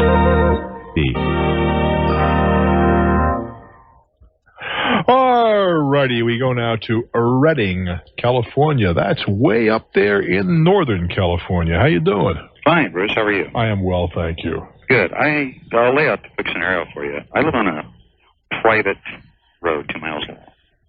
A total road. 2 miles long? Yes. Your own road? No. It belongs to everybody. Oh, okay. And the first portion of the road, a mile of it, is maintained by the county. All right. Well, then it's not private, the first mile. Well, the first mile isn't. Yeah. The second 2 miles are. And over the years, it's a chip and seal road, you know what that is. Yeah, well, let's call it tar and chips, a lot of people call it, where you take oil and you spread it down, then you back a truck up with it dropping off the finely chopped rock, and it makes a road. And over the years, it would pot out. Sure. It's not a permanent surface. Right. So the neighbors would get together and put in $50, $60 a piece and get some cold asphalt and patch it. How often do they chip it? Oh, about twice a year. They chip it twice a year? No, they just fill in the holes. Yeah, how often do they put down the tar and chips? They don't put down chips at all. They just fill in with cold asphalt. No, I understand that, but how often do they actually make... They never had any more. They did it one time, and then they just fill in the holes. Oh, boy. That must be some kind of road. Yeah, up and down. So they've been, they were talk about trying to get together and fix it up, but that never worked out for them. Recently, a newer neighbor moved in. There's about 20 residents on the road, and they've gotten together and they paved the whole road. Beautiful job. I can't complain. The problem was that the Friday before they paved it, and they paved it on Tuesday, they gave me a bill for $2,800. And I never was part of it. Who gave you a bill? This committee. They call it the road committee. Right. And how many people were on the road? There were about 20 residents. And boy, a $50,000 job, huh? Well, it was an $80,000 job. Wow. Some put in more. What they did... on a frontage basis. Exactly. That would be the equitable way to do it. Okay. And, if you live closer to the front of the road, you paid less. And the further back you live, you paid more. Oh, I see. Not a question of how much frontage you have on the road. Well, it was frontage and distance. See, I'm not sure the distance would be an equitable way to handle things. Well, I didn't think it was either, but all of a sudden I get a bill for $2,800. And you had no part of this, huh? I didn't have part in the planning process. I think that's what upset me. But anyhow, I wanted to give something, so I gave them $1,000 and of my $2,800. Well, now... go ahead. Now I'm being sued for the $1,800 balance. Being sued by whom? The committee of this ad hoc committee? No. The committee had nothing to do with it. They contracted to a private paving contractor, and Yeah, but he the put a paving... mechanics lien on it. I understand that. Well, wait a minute. Let's back up a little bit. Whoa. Somebody had to sit down with this contractor and cut a deal. That's correct. Well, that's this ad hoc committee that you had going. That's true, and I had nothing to do with it. Well, wait a minute. I understand that. Then they acted without any permission, approbation, or even knowledge of yours. That's correct. Well, how in the world, then, can he file a mechanics lien against you when you... Well, they have. Well, they can file it, but how can they make it stick? Well, that's the whole thing. I've been to one court proceeding already, and... With an attorney? Well, no, I didn't want to get an attorney because he'd cost me about as much as the road. That's what I found out, as much as I owe. That's possible. I don't think so, but that's possible. Well, it's pretty close. I mean, like he wanted like $600 or $700 to represent me. Should I lose, then I'm going to be owing, about what I paid, where I was billed for. All right. And the proceeding originally, well, what happened was they ruled in favor, saying that it enhanced my property, so therefore I will pay. It certainly did enhance your property. There's any question about that. Would you not agree? It did, yes. Sure, it did. The only question here is by what right did they pull a stunt like this? Well, because they wanted the road paved. Well, I can understand that, and it probably should have been paved. But that doesn't give them the right to do what they did. Yeah, I understand that, but apparently I was asking about an appeal process, whether I should go ahead and pay it or just... Well, did they find that you had to pay the entire $1,800? Huh? Oh, yeah, absolutely. Mm-hmm. It enhanced my property, so therefore I was liable. End of story. That's an interesting thesis, you see. If a government did that, that would be perfectly proper. That's what they have assessment ordinances for and all that sort of jazz, right? Because the government has that right, and maybe you could say that responsibility. But how a private group could do that without your... do you belong to some kind of an association? No, there's no association. It's just... Nothing. See, if you belong to an association with assessment privileges, they could do it too. See, I think what really upset me was the fact that some of the neighbors that had privilege of being part of this road committee, one of them said, well, I'm only going to pay you X amount of dollars, which happened to be $1,200, and I'm not paying you anymore. So they accepted that. Well, why was that? Because he was part of the committee, and he originally... See, what happened, what the story was, when people had the committee, they said, well, we have $80,000 to pay this man. This man needs his money, in which I agree. I mean, he did what he had to do. Yeah. And whoever doesn't pay, it shorts this man, not anybody else. So had I, and there was another neighbor that said, well, I'm selling my house, I'll pay you when it's done. Well, they never did collect anything in because, he just never had to pay. They didn't count his money in. All I can tell you is it is probably the sloppiest deal that I have heard of. Yeah. The only silver lining, if there is any in this, is that your property did benefit. The road is there, and you're not going to be busting any axles anymore. Oh no, I don't agree. Yeah, I agree. But the methodology clearly was way out of line. Yeah, well, I couldn't understand how they assessed. And the assessment process is, you and I would we would have to agree that we would disagree with that. That's the thing. But again, the pragmatic approach has to be, as you pointed out, I think your attorney might have beat this, by the way, frankly, if you'd gone maybe you're right. I don't. But it's done. It's done. You're not going to appeal. I just wanted other listeners maybe to. Well, this is so weird that I don't think that too many people are going to run into something like this again. I mean, in my experience, and it's been fairly broad, I've never heard of a group doing what they've done here. But then I learned every day. I'm Bruce Williams. I'm so pleased you're here. This is Talknet. Off we go to New Orleans, Louisiana. Hello there. Hello, Bruce. How are you? Hi. Need some advice. I'm about to become a long-distance landlord.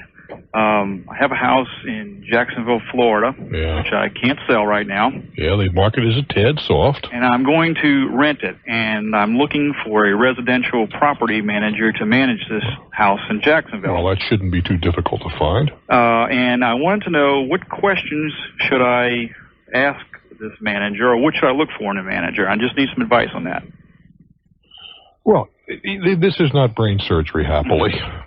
The problem is that the property manager is going to eat into any possible profit that you might have. They're going to want about 15% to find the tenant for you and collect the monies and so forth. Right.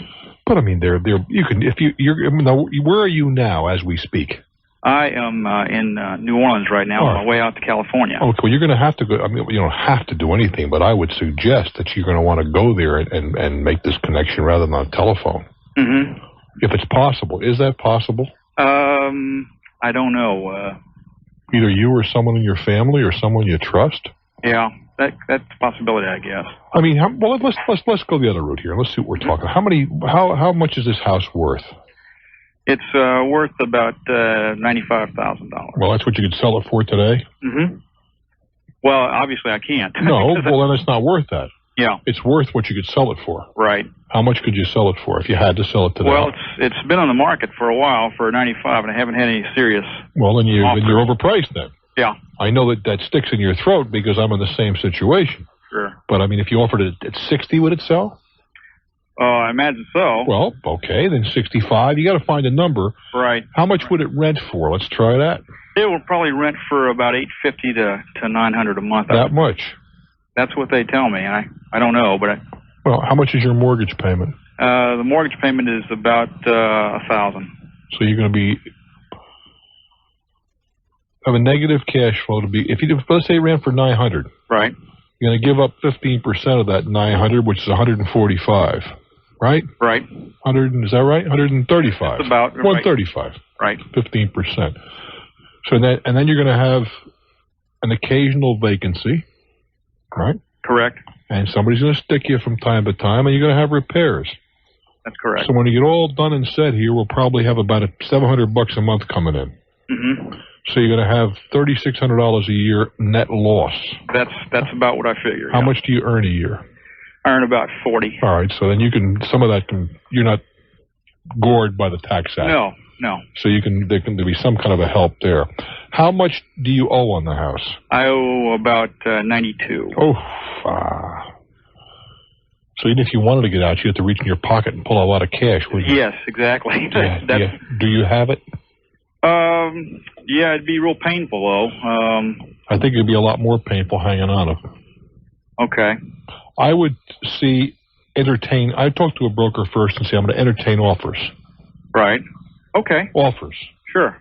And see what it's going to cost you out of pocket, because it's going to cost you $3,600 out of pocket now every year. That could go on for 5, 6, 7 years. That's true. And it could be more than that when you get done with the vacancy factor. All manner of things that, getting stuck city, get a guy you can't evict. There's a lot of things can happen as a landlord. Right. Right. I think I know this. It's hard for me to say because I know the pain you're going through because I am there. Never mind been there. I am experiencing the pain. Yeah, I don't necessarily want to be a long distance landlord. It's a very difficult task. Yeah, I'd rather just get rid of the house if I could. I know it's going to be painful, but I would at least entertain offers and see how much it's going to cost you out of pocket to get out. Okay. I think that I'll give that a try then. I would give it a lot of thought. Okay. Well, hey, thanks a lot, Bruce. I do wish you well, my friend. Okay. Bye-bye. Lewiston, Idaho, it's your turn. Hello there. Hi, Bruce. I've been one of your faithful nobodies for 3 years. Aren't you sweet? You keep me entertained from 4 o'clock in the morning till 5 o'clock when I'm out doing my paper round. We have a lot of folks who deliver papers that we get to go along with. Well, I get a couple 100 miles worth every day. Oh, boy. Okay, anyway, my question is in regard to my truck that I use on my paper route. Mm-hmm. I bought it in '87, April, and this year I will fully depreciate it. And I'm wondering if I should take delivery of a new one in January or how's the run truck? the old one. How's the truck? Forget about the taxes. What kind of shape is the truck in? Runs great. How many miles on it? 312,000. All right, so the truck is totally worthless. Absolutely. But it's running great. Yeah. Run the wheels off it. Well, I still owe 2 years payments on it. You're kidding. No, I didn't start listening to you soon enough. Oh, by then triple run the wheels off it. Well, the reason why I wanted to know is because they changed the tax laws a little bit to where we get to unlimited mileage now. I'm aware of that. Run the wheels. I can't imagine your accountant saying to buy a new one. No, I haven't talked to him yet. I want to talk to you first. I cannot imagine him telling you that unless you're making tons and tons and tons, and even there. 25,000. No. Don't keep the truck, nurse it, baby it. baby it, I take real good care of it. Every day, say a prayer or two. but don't buy any new. Get every mile you can get out of it. Okay. Truly. I do wish you well, dear. Thank you. I'm Bruce Williams. Stick around for more. This is Talknet. Rochester, New York. Hello there. Welcome to Talknet. Oh, Bruce, love the show. Thank you. Okay. I just started recently listening, and I really enjoy it. You have to kind of raise your voice just a little bit, my friend. Okay. Well, my problem is this. I bought a brand new swimming pool, and it's not the top of the line, but it was brand new. Okay? When you say I take it this must be an above-the-ground pool. Above-the-ground pool, yes. All right, go ahead. Okay, and I had it installed, and when I had it installed, I wasn't home, my wife was home. She instructed them to put the filter around the back of the pool, so I wouldn't have to listen to it constantly. Mm-hmm. Okay? Is the filter permanent, or is it just a matter of... It could be moved, like just put some hoses on it. Yes. But, they put a cutout in the... For the skimmer. Yes, okay. Right. But it could be moved with some hoses. Sure. Okay, but the major problem was that they put a lot of dents in the outer metal liner that you see on the outside. Yeah, it's either aluminum or steel, one of the two. Corrugated thing? Yeah, aluminum corrugated. And they're like mallet-sized dents. So, right away, we had a problem with them installing it. It's like, I'll install it next week, I'll install it, so and so and so. Yeah, we'll be here in November, huh? Right. So, so as soon as I had this problem, the first thing I did was stop payment on the check. Okay. Okay. All right. That must have endeared you to them no end. Well, they didn't, I called them the very next morning because, I need these aggravations about as much as they do. Mm-hmm. So. How you doing, Bruce? I'm doing very nicely, thank you. What do we owe this phone call? Well, we've listened to you for a while. My wife and I always enjoy your show, especially in the car. It keeps us awake and alert, and at home, too. Well, we keep you company. Good hours. Suber, what's up? I'm a small businessman, and we recently had our Yellow Pages published here in the area. What kind of business do you have? We're a specialty retailer. Been in business for about 7 years. What do you sell? Skis and bikes. Okay, well, that's not real specialty, is it? I mean... Well, we think we are because... that wasn't meant unkindly, but I mean, it's pretty... Nothing real unusual about it. No. Okay. Right. You sell a lot of those... What do you call those little bike? Mountain bikes. It's a big thing right now, isn't it? Yeah. Okay, go ahead. I almost have a feeling where we're going here. When you said the Yellow Pages came out, they come out without you? They came out without us. Oh, boy. And so we were kind of wondering. I'd called them to kind of, it's always like a lottery when you open it up to see where your business is at. I'm involved in that lottery. Yeah, and so I thought, that's unusual, but so I gave them a ring, and I guess the bottom line is that we were mistaken for another business that hadn't paid their bill. Okay. So they depleted our... They just deleted you. Yeah. So they want to give us free advertising in the future. Well, that's not a bad deal. I don't think they have to do anything. Mm-hmm. If they want to get recalcitrant, I don't know they have to do anything for you. Yeah. I was wondering if they had to do something. I mean, no, that's why I just got through saying. Pages. I don't believe they have to do anything. The only thing I was thinking of is that I had signed up for the advertising. Well, and did they? And you have a contract with them? Yeah, because we had a contract for a display ad as well as link. Okay. Well, you raise an interesting point. Yeah. Generally speaking, those contracts will say any mistakes or deletions or whatever are just they're responsible for refunding your money. They're not going to charge you. Well, clearly, with the end there at all, there's nothing to worry about in that regard. Sure. But on the other side of that, your position is it's going to cost you some money. So that they made a mistake through absolutely no fault of your own, that they deleted you without calling you, and so on and so forth. Mm-hmm. And how much are they willing to give? What was the cost of the ad that you had in there? Well, for this particular book, about $550 a month. Okay, so $6,000 a year, a little about $6,250 a year, right? Yeah, I figure 6. Yeah. Okay, well, $550, sure, a little more than that. So what are they willing to give you next year? They give you that ad for nothing? Yeah. I think that's about as good as it's going to get. Okay. How much of your business comes from the Yellow Pages? About half. Does it really? That much? In total, we spend, this is our main book. But you're in several books. County. But in other counties around us, you know, we spend a total of about $3,000 a month with this company. Do you really? Because we have to be in 2 places in the book. Dude, you're in $36,000 a year for Yellow Pages. You're a substantial advertiser. Well, it's our number one expense. In fact, it's bigger than all of the rent put together. Have you tried other forms of advertising? Oh yeah, direct mail. Direct mail is seldom, for most businesses, seldom. And we're getting to the point now where we've tried a little bit of, well, we always have done newspaper and then a little bit of radio too. So. I'm amazed. The thing with Yellow Pages is that it kind of puts a canker sore in the whole deal, because when you do newspaper and radio, you can always refer. They see us in the Yellow Pages, but actually, I would never put that in an ad. No, you don't put it in there, but when they see it in the Yellow Pages, we have a main theme that runs through all the ads. Yeah, okay. I mean, why would I not say see it in the Yellow Pages? Well, because then you see all the competitors. Bingo. You got it. You're a sharp guy. Say, see it to the White Pages. You might we're in the White Pages, never the Yellow Pages. Yeah. Are you in the White Pages, by the way? We are in the White Pages, but yeah, we are. Well, at least you could refer to that in your advertising. We don't. You see, I just did a commercial for somebody here not a short time ago. Radio commercial? What now? Radio? I do a lot of radio commercials, obviously. I do it for local stations like yours. Mm-hmm.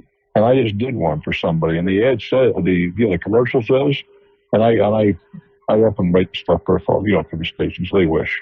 Mm-hmm. And said, my friends, we had a serious problem. The Yellow Pages really screwed up. They left us out. Huh. That's how the ad starts. So pay attention, because you can look all over the Yellow Pages, but you won't find us this year because those dummies left us out, that kind of stuff. I went from there.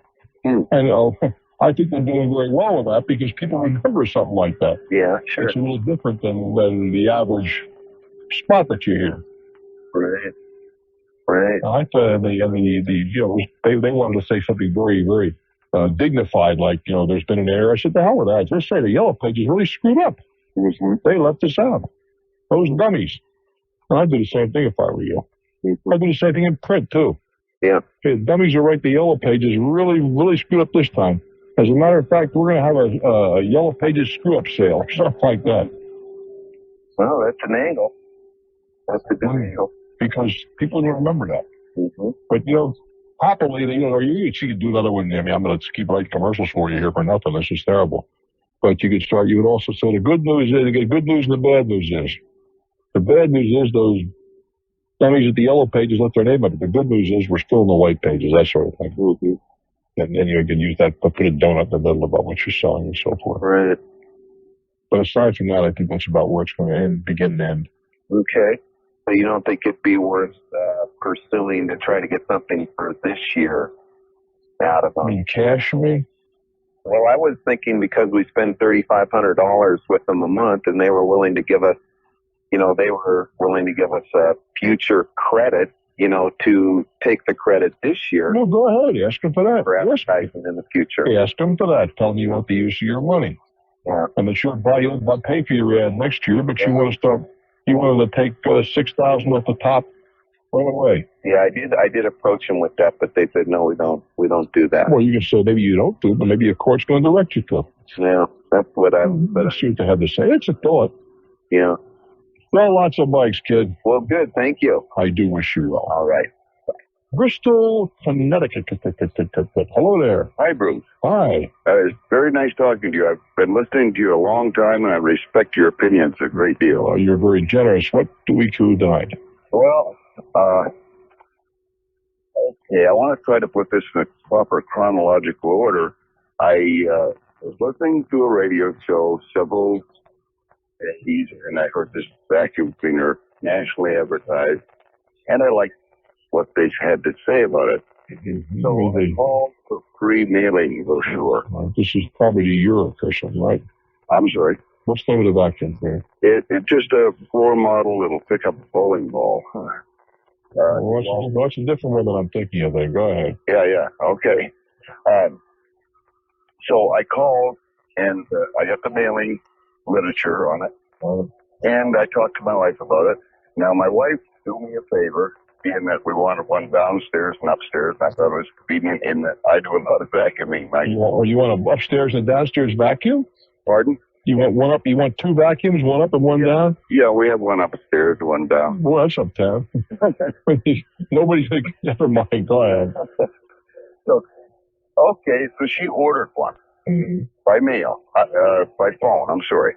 There's nothing signed, and no Visa card, nothing given, and they sent it, and that was well and good. Received it, we liked it, and she sent them a check for it for the entire amount. Well, what else? I mean, okay, but I got a bill. I owe them $69 and whatever. For what? For the vacuum.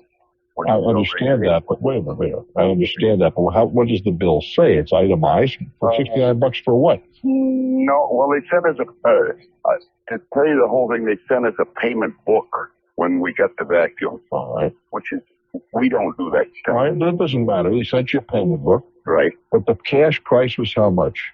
The entire price was like $369. And then your wife immediately sent them $369. Right. How fast is immediately? The day, 2 days. All right, that's fine. 2 days at your cup. That's okay. Yeah. But here's the interesting part, Bruce. You won't believe this. Maybe you will. So I sent him a letter, and I got another bill saying I owed him $68. All right, Donnie. What is that for? Pardon? What is the $68 for? Well, it was a payment, a double payment. So we didn't pay the first one. Oh, okay. So I sent them a letter saying that we'd paid the entire amount. No, as a matter of fact, I'm sorry, I called them. And then I thought that is it. A week later, I'm in the kitchen. A UPS truck pulls up. They dump another vacuum cleaner, which I hadn't ordered, I have a fenced-in area. They just dumped it over there and left. I bring it in the house. I got another work vacuum cleaner. So I get another bill that I owe them for this one. So if I may, I sent them another letter, and I just read you, if you don't mind, the last paragraph in the letter that I sent to them. And I said, it is my contention to your sales personnel are somewhat overzealous, to say the least. Therefore, I will gladly return the unordered machine, but only on my conditions, and that is that if you have your people call me personally, and I will tell them the exact time and date that they may pick it up. If you do not agree to the above, then my dealing with you is terminated. I sent them this letter, and now I got another bill today. He said I owe $68.91. If I don't send it within 10 days of receipt of this letter, we will turn your account over to a bonded collection cooperation for immediate collection action, and so forth. This is on the first one or the second reduction now. Is it a different account number? I don't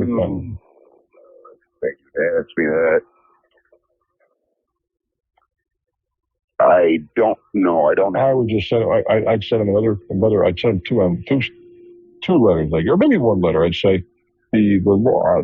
I have received one of your products, which I didn't order. Right. And the law is very clear on unordered merchandise becomes a gift. And I thank you very much for your gift. Wow. As to the bill that you sent me, on the ordered merchandise has been paid for in full. And every time they send me somebody, send a photocopy of that. I thank you very much. This is one of our sponsors. You realize that? I'm sorry. This is one of our sponsors. You realize that? Yeah. Yeah. These people are crazy. Well, no, they're not crazy. The people are not crazy. Somebody in the organization has probably keyed the wrong information to a computer. Okay. And getting that out of the computer. But you see, now I'm taking something on the face here, and I don't know it's true or not. I don't know if you know it's true. What's that? Your wife ordered the first one. Yeah, right. Well, I don't know if your wife made it clear to her whether they were appear to pay cash. Because it would be very unusual to ship something without getting money up front. Although I believe the organization that you're talking about does give you a certain trial period. Yes, they did. All right. 30 days. I understand that. Yeah. But I don't know if you see, and you don't know if your wife made it very clear to the person she was. Now that's part of this problem. And part of the problem may have originated in your own house. Yeah. We don't know that. Right. But in the case of the second one, which you offered to give them, clearly, I don't know merchandise. Now, it could be argued that there was a duplicate order, and that could get a little hairy. Was my wording all right with that? Not really, because you could done. It's okay. You could have done a little better. Yeah. But the point is, your position now is you have unordered merchandise and it belongs to you. Thanks for the present. Actually, I don't believe that's true because it probably could be proven there was a duplicate order, and a duplicate order should be returned. Yeah. Better to capture somebody's attention anyway. Yeah. Because somebody clearly in the merchandising end of the order end has put the wrong information in, and nobody seems to have a way to get it out. I do wish you well, my friend. You have the cleanest house in town. I'm Bruce Williams. I have a farm. I got my parents, and I'm 35 years old. I don't have any brothers and sisters and that stuff, and I think area came in, an area of my farm had some natural mound like Arizona. I was going to dig a place in and put a fish pond. A natural mound, you said? Well, I guess a mound, like some little rolling hills, a little mound. Yeah, what do you put a fish pond in between them, you mean? Right. They're going to put a fish pond in between them, and I figured that way it's to be like there's a natural low area in the middle, be a convenient spot to play. Where's the water going to come from? There's a creek not too far by a little stream. Yeah. I get a use a pump to put water in. All right, you see, use a pump or divert it, which? Just going to divert it from the... Well, you can't divert a stream frequently. Yeah, from a stream. Well, no, it's a question. You see, pumping it is one thing. Diverting it is another. Okay. Diverting means changing the course of the stream. Yeah. You're not allowed to do that frequently. Yeah, like... You're not allowed to do that. Yeah. Why don't you build the creek or build the pond right where the creek is? That you can do. But I understand they're saying that that's probably pump it. I can just probably pump it. Well, all right. I don't understand why you want to pump it. Well, my problem isn't that. But I rented something I totally had no way of anticipating. When I was digging this area out. Yeah. I mean, I've had some experience with heavy equipment, so I had a friend I borrowed a dozer and dig it out. Right. I dug into this area, and I believe what I found is part of an Indian burial mound. Oh, boy, you got trouble. And I mean, I found some, pottery, some human remains, and I found some Indian artifacts. And what I'm worried about, I mean, right now, as far as I know, you know about it, and I know about it. Mm-hmm. I sit there and I wanted to talk to you. I've got as much faith in you or trust in you more than any attorney that I know. So I figure, well, I can talk to you. Mm-hmm. And what I'm wondering is, if somebody else finds out these Indian artifacts, wherever, I've accidentally dug into a burial mound, I didn't know anything about it. It's been farmed, it's been my parents that owned it, and. Now, when you said mounds, I was wondering if they were artificial, and apparently they are.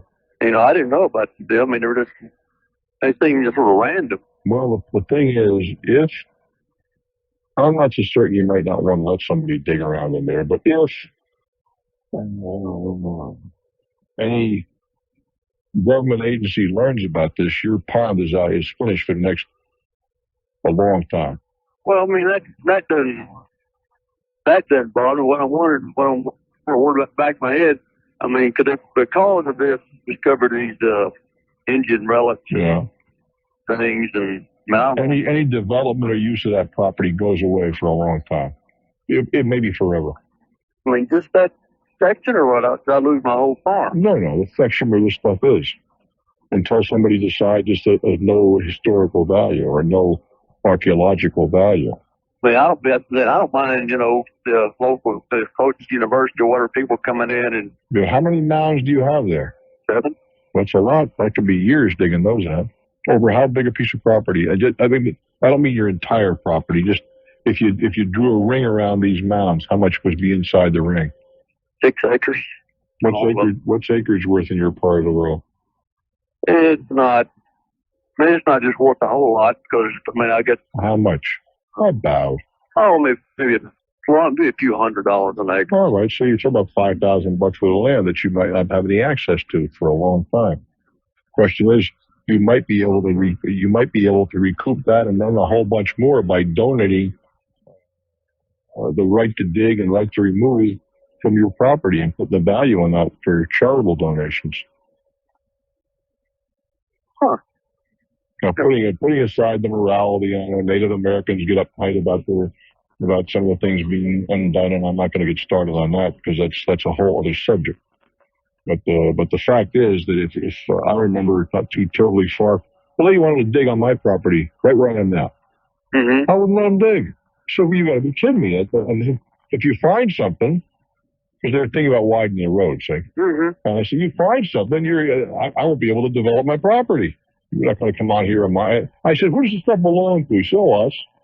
You're kidding me. You want to be able to dig on my property and screw it up and then tell me that anything of value you find belongs to you? Not by the hair of my chinny chin chin. And we're talking about property that's worth rather substantially more than the numbers you're throwing at me. I mean, it's in the middle six figures. Yeah, I mean, like an acre, I get about 148 acres. Mm-hmm. Well, as I said, once the word is known, you won't be able to touch that stuff. I almost want to guarantee. I started to say, not too terribly far from where I'm sitting right now, there was a big sewer project on. This is the government putting the sewers in, and some operators saw some relics, and they were Indian relics, Native American, if I can be politically correct. The whole job was stopped, I guess, the better part of a year. That's something to think about. I do wish you well, guy.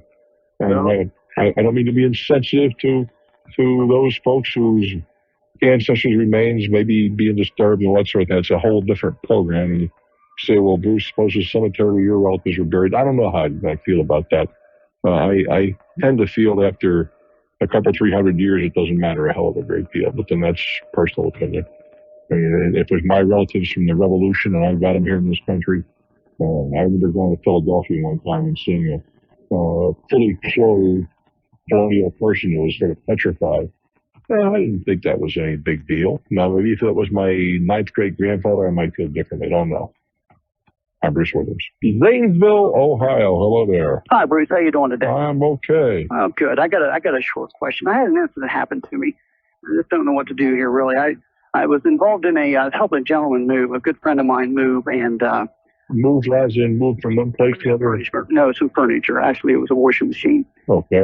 We had a small accident, got away from us, and what have you. What do you mean it got away? Well, I was on the bottom, he was on the top, and it come down. I put my hand up, and it kind of bent my thumb back. Mm-hmm. So we thought it was a small injury, but it ended up about 2 weeks later, ended up in surgery, and they had to fuse my thumb and put some pins in it. So anyway, I missed about 3 months worth of work. 3 months? Yeah. So what I'm wondering is, I like to get my back pay and things like that. From who? From my employer. My lost wages. Why would your employer? Well, I don't want to see that. I just want to get it from my friend's insurance company. I'm sorry? From my friend's insurance company. I'm not so sure you're going to do that. What is your friend? You probably have you made a claim against him? Are you there, Danny? I think we lost this fellow. Hopefully he'll call back. I'd like to hear about this one. Lexington, Kentucky. Hello there. Yes, hello, Bruce. Hi. How you doing? I've got a question about a will. My wife's father died about 2 years ago, and he died without a will. And left about a piece of property, a home, and stuff, about $140,000. Was his wife still with us? Yes, it's my wife's stepmother. But she was alive at the time? Yes, she still is alive, yes. Right, fine. Okay, hold on now. Was the property just in the gentleman's name? I think it was in both names. In her name and his name? Yes. Well, you see, if you are a tenant by the entirety state, and I don't know if you are or you're not, there's 21, I think, states are tenants by the entirety. Instantly, it belongs to her. Okay. Instantly, without claim by anybody else. Okay. If you're not a tenant by the entirety state and it was titled with the right of survivorship, instantly it becomes hers without a will, or with or without a will. Yeah. Well, I know another person that I work with. He had to have his deed was done with a a survivorship to him when his wife died. Right. In the same state. So I thought that. Well, in that case, it becomes at the moment of death, it becomes the spouse's. Yeah, but in this case, there wasn't any will. Doesn't matter. The will is not an issue. Okay. If it's titled with the right of survivorship, right, or tenants by the entirety, okay, then that's only reserved for married couples, by the way. Then it's a closed case. It becomes hers at the instant he died. Okay, I would have to check in this state and find out then, right? And find out how we have to find out how that specific property was titled. Yes. All right, I guess that's what I have to do. You take a look at. Are you married? Yes. Do you own property? I'm just ready to purchase that. No, the answer is you do not own property. No. Of course, I could say you could look at your own. You could look at your own and see how it was titled. Tenants by the entirety, then you'd know you're a tenants by the entirety. Do you know what that means, tenants by the entirety? Not really. What it means is the law presumes, this is kind of a strange presumption, the law presumes that each of you own the entire property. You own it all, and she owns it all. Okay. And so that if either of you die, you already own it all. That's called tenants by the entirety, but it is limited only, to my knowledge, to married couples. The joint tenancy with the right of survivorship, then it goes to the person who lives. Okay. Now, how about the rest of your father-in-law's stuff? What else did he have? Well, just automobiles and farm equipment. Right, nothing of any major import. No, not really. So you just let your wife's stepmother claim that stuff. Yeah, I mean, he had stocks and some money. I don't know how much, probably $75,000 to $100,000. Well, wait a while now. What about that? Well, we never checked into it. Well, and so she just. May I assume that you don't get along so well with your stuff? Yeah, I mean, no problem. I mean, she's wanting to sell us. And it has been a long, slow struggle to try to rebuild credit. Chapter 7? Chapter 7. Okay. Amazingly, 7 months ago, I was able to obtain a lease for a new car. That's not so amazing. Well, it's not so amazing, except that, it was able to get done. Okay. I needed a car because I live isolated pretty much from family and things like that. I needed dependable transportation. Okay. The problem was, even before I was approved for the lease loan, I was barely able to make ends meet at that point. Well, then why in the world would you involve yourself? You're making the same mistake you made before, getting overextended. Absolutely. The reason I did it was for two things. One, as another step to try to reestablish. Well, that's a bad reason. What else? And the other reason, of course, excuse for adding a loan was because I figured my situation would improve. Oh, okay, 2 lousy judgments. We got less than a minute, so talk to me.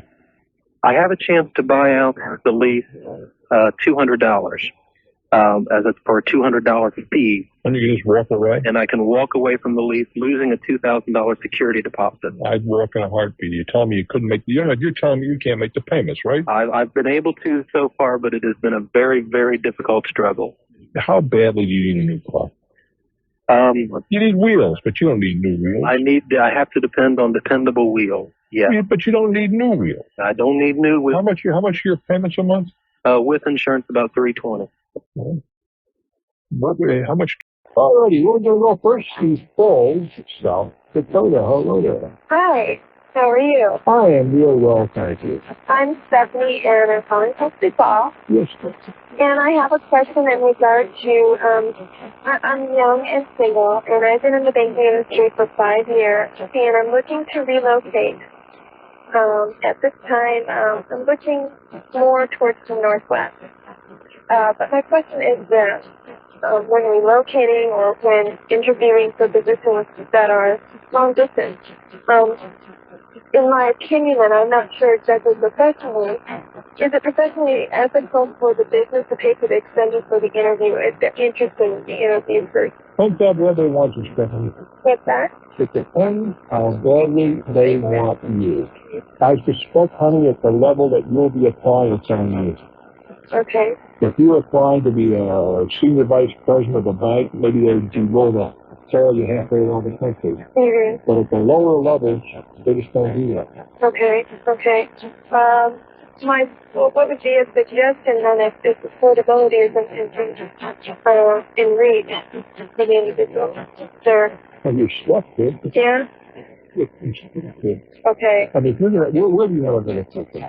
Well, right now I'd like to go back home. I'm from Washington State originally. Where about? Yeah. You're back to Seattle. Yeah. So looking for a job.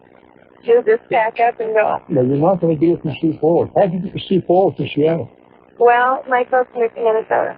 Yeah. And so, independently, this is my decision. Mm-hmm. And, I'd be going out there on my own. There is no one there for me. So what level do you work at now, sir? I'm in management now. Well, that's a broad brush. Okay. What do you mean? What level? Okay. Oh, okay. Let's see. I guess you would call me third level management. I'm not upper management. I'm just. And you want to continue in the bank industry? I would like to, yes. The likelihood is you're going to have to go back to Seattle and seek your position from that vantage point. I don't see how you're going to do it from Sioux Falls. Okay. Okay. Hey, good luck, my dear. Thank you very much. It's been good talking to you. Merle, Wisconsin, your turn. Hello. Hi, this is Don. Yes, Don. I made or grew up when I sent out some bills sometimes. I mailed a cable check to a magazine company and the magazine check to the cable company. You're not the first to spend that in all that. Yeah, I know. But the cable company called me and told me what I did and said they'd send my check back, which they did. When I got my statements in the mail last week, I couldn't balance my checkbook out. Well, after about an hour and 45 minutes of working on it, I found the checks that I had mailed accidentally to the magazine company. They went and altered the check in the import and changed the amount from what it was accidentally put in. I made the cable check, they changed the amount in the import, and they cashed. What do you mean the import? This is what the bank told me on the import down in the bottom where they do it by computer. They changed the check from $23.29 down to $13.90 in the import. I don't know. The bank told me in the import it's down where you're. Oh, you need to be encoding. Yeah, encoding. Yeah, you're right. I'm sorry. Yeah, they changed that amount and they signed the back of the check, made out to the cable company, and it went through. Yeah. And I can't see how they can do it. So I called the commissioner of banking, and they told me, lady, you made the mistake. They can assume that this is what you wanted to pay, and they can change it. That's all right. And I can't see how it can. It doesn't make a lot of sense to me either, but as a practical matter, I wouldn't make a big fuss of it. No, it's just that I said it's just kind of. No, it seems pretty sleazy to me. Yeah. It seems to me they should have returned the check to you. Mm-hmm. Well, that's what I thought, too. But they didn't. Yeah. No. Okay, very interesting. I have never heard of that, of anybody lowering the value of a check. Raising it, yes. I've never heard of anyone lower it. Well, like I said, we own our own business, so they can assume if somebody sends us a check and it's not the right amount, we can assume that they wanted to send us this amount and change it, and it would. I've never heard that logic. Well, no, that's why I said I just can't see how it can be done. Well, apparently it can. But with $100 involved, I make an interesting lesson throughout my life. Yeah. I do wish you well. Thank you. Thank you more. Dayton, Ohio. Hello there. Hello, Bruce. How are you? Oh, I'm super happy. Great. This is my situation. I'm currently employed as a chef. I have an associate's degree, and I'm thinking about going back to school to get a bachelor's degree. And I'm wondering if it's prudent to do that at this time in my life, or if I should try to pay down some of my debt. How old are you? 31. You said you're a chef. Are you trained as a chef? Yeah, I have an associate's degree in culinary arts. How you doing? Culinary school. Pardon? A culinary school? Yeah. How you doing? How am I doing? I'm doing fairly well. I make about a little over 30,000 a year. And what is it you want to do? Well, I'd like to get into a larger company and more upper management type positions. Maybe get out of the kitchen and more into the office. So that's going to require at the very minimum a baccalaureate. Right. Well, if that's the case, get on with it. Okay.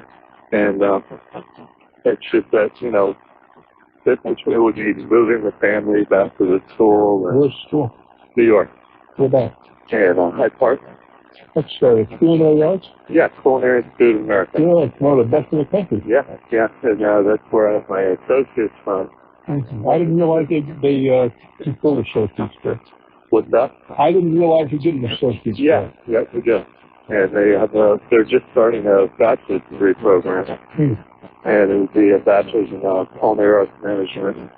And the thing is, though, it's just going to be a loss of the mind, you know, and then, you know, my wife, we still have debt to pay down, and I'm just wondering if I'd bite the bullet if you're there. Bite the bullet? I'll tell you why. Get the job. You see, the problem is that you graduated from a very fine school. Let's start that. Right. If you want to get into management, they're going to require a baccalaureate at the very least. Well, the older you get, the more difficult it is to go back. Right. So why not just bite the bullet and get it over with? Sounds good to me. Are you going to specialize in some area, or did you specialize in your middle school? And your SWAT yet? No, the education is very broad-based, and you know, I'm presently been working in the country club out here, and I'd like to get into, you know, more hotel management. So, I'd go for that degree if it were me, my friend. Okay. Good luck. For your advice. It's a good school, too. Fort Wayne, Indiana. Hello there. Hi, Bruce. Hi. I appreciate your show. I was calling to get some advice. My wife and I bought a house last July, and we have a little girl. We bought a one-bedroom because we got a pretty good deal on it. So my wife and I have been sleeping in the living room before. You put me on. No, it's the truth. It's the truth, but we got a good deal, and we thought maybe we could build on this summer when I had a contract to come out and got some estimates and stuff. We don't have a lot of money. We put all of us the money for the student loans because we don't like the idea of paying them for 10 years. So we don't have much of a savings, and I don't know if I was calling to find out if it's a good idea to refinance with the added value of the house or to get a home improvement loan. Well, first of all, does it pay the add-on and have this done? Yeah, in terms of the neighborhood is good. With the value of the house has increased. I haven't talked to the appraiser, but I assume the value of the house will increase more than the cost of the addition. No, that's a good assumption, but I'd find out from somebody professional to think. Before I did that, where'd you find a one-bedroom house? I didn't even made those things. It's isn't it?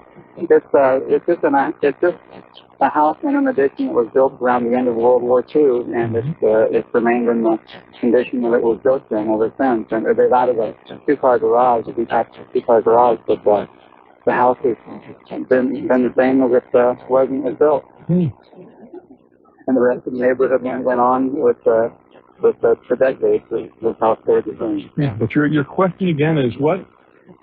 What would be the best way to finance it? If I should refinance the house, or if I should get a home improvement loan? So can you refinance the house? I guess I don't know. There's no point in speculating as to what the best way is available, unless we can know that is available in fact. How much is the house worth right now? Let's try with that. It was appraised at the amount that I paid for it was $25. Oh. And what would it cost you to put this addition in? Approximately $20,000. Wow. A $20,000 addition on a $25,000 house. That is freaking nuts alive. You're telling me that your best informed judgment the house will be worth $45,000 or $50,000 if you get done with it? Yeah. Well, I want to make certain that's the case. So, how much do you guys earn? I like to take a part-time teaching job. But I make about 25, and her salary would be, I don't know, probably about 30. 35. You shouldn't make that. How many? You said you have other debts. What are they? Student loans is mostly and car payments. How big is the student loan? Total, let's see. Total is about $15,000. You may have a little problem getting a loan. Have you discussed this with your friendly banker?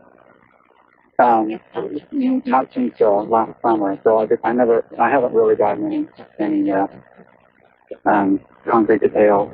Well, I discussed it with the bank first, because the whole thing is academic. In the event that it is not, then you go to the architect and all that sort of thing, and go from there. Okay. Well, you may continue to sleep on the floor. Yeah. I'll let maybe pregnant with that. Uh-oh. So I was in the nursery and... There you go. Thanks a lot. I do wish you. I think Connecticut, it's your turn. Hello there. Hi, Bruce. Hi, baby. What's up? Oh, I got a little problem. I have to rent a car for a couple of weeks. Sure. My son's going to visit with the 2 older grandchildren, and my old jalopy doesn't have kind of stuff. So I'm just wondering, will my insurance cover that, renting a car like that? Well, what is it? You said you're old jalopy, then you don't have anything comprehensive insurance. No, I don't. No, you have to buy that either from the... Well, let me ask you, do you have a gold card? No, I don't have a gold card. I have a regular, card. So you want to find out if the collision insurance is included in your card. It likely is not. Oh, okay. Now, how about your son? Yeah, he's probably covered completely because he's in the military. Well, forgetting the military, does he have a new car? Well, he's hard there, kind of know. So the point is that this car has collision. Uh-huh. And he ought to have the car. Oh, so see, I wanted to have it. I have to pick him up at the airport. Better to have him rent a car. Oh, it's better. Do you understand why? Yes, I understand. Well, explain it to me so I know you understand. Yeah, because he has a collision if he rents it on his car. If he puts it on his credit card, yeah. If he has the collision on his car at home, then you have to spend an extra $13 a day. Uh-huh. So you're going to save yourself $250. Oh, okay. Well, better You give everybody so much good information. You're very sweet. My youngest has nicknamed me Bruce, so because I'm always telling him, Bruce says this, and I used to drive 2 blocks out of the way on my way home from work, just so I wouldn't miss the end of your show. Well, aren't you sweet? That's a high compliment, and I appreciate and that. I really, what I really admire you for is the pride you have in your children.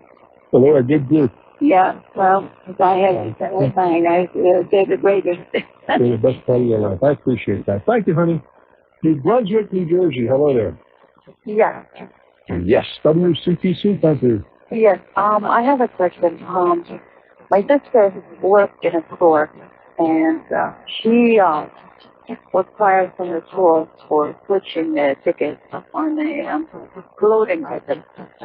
And we did not know about it. And after, we thought she got laid off.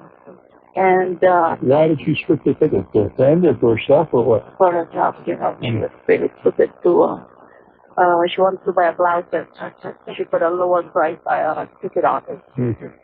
Anyway, we did not know about it, and it's been a year since then, and we've been frequenting the store together, me, her, and trying, and last night, we were there. We all were there together. No ticket switching, nothing. We bought some stuff. I proceeded to take the merchandise and go to my car. And all of a sudden, as I was outside the door, the guard grabbed me, took me to the office, and started yelling at me and intimidating me and not telling me what's going on. What did they yell at you?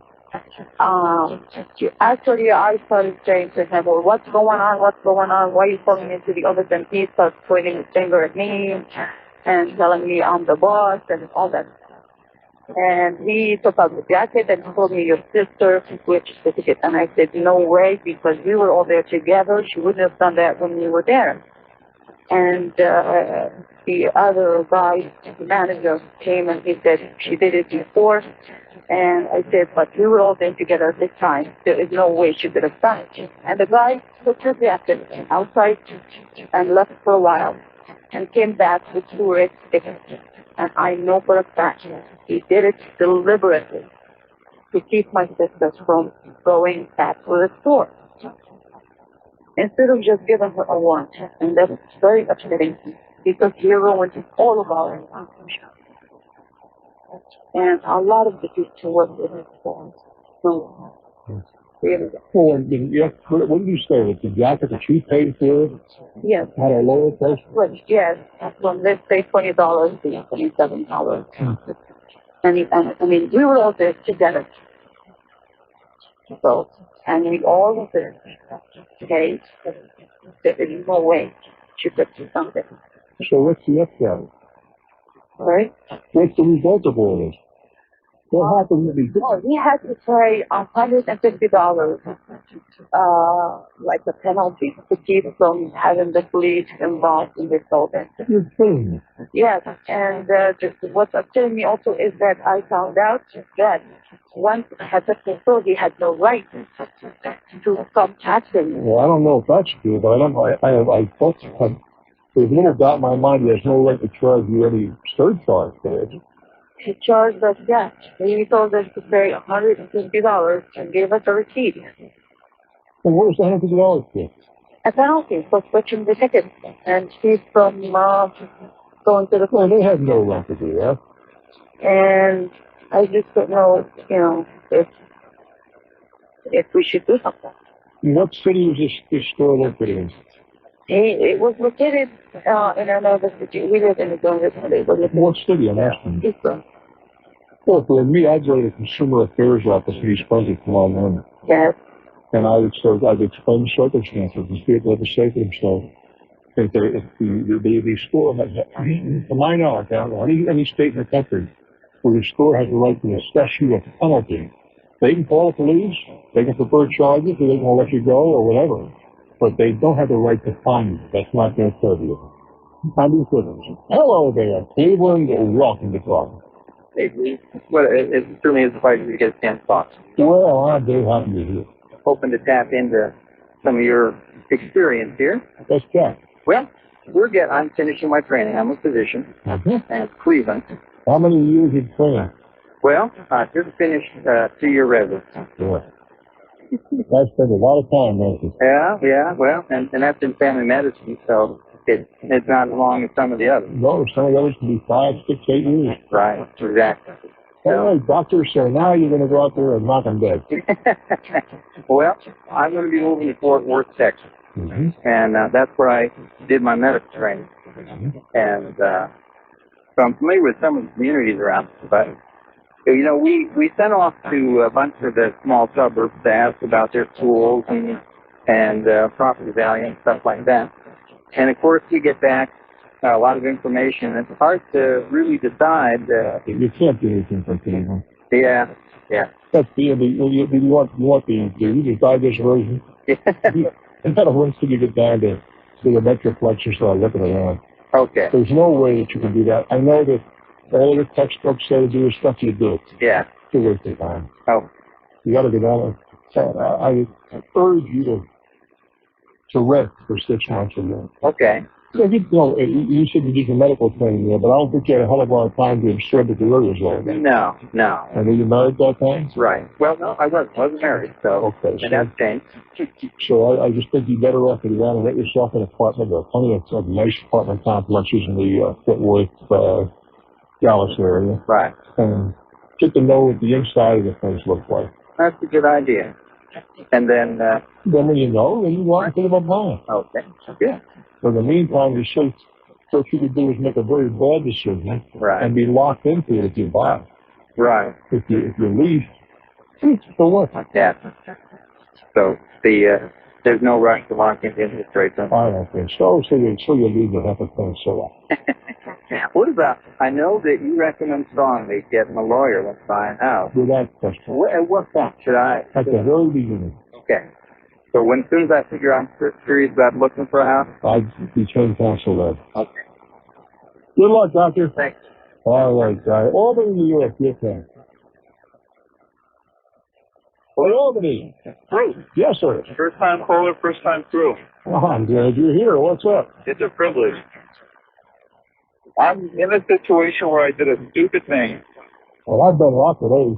Yeah, well, it's the first time I ever did one this stupid. I took one of my cars to the local dump up here. And I took the plates off of my driving car and slapped them on my old junker to take some garbage out.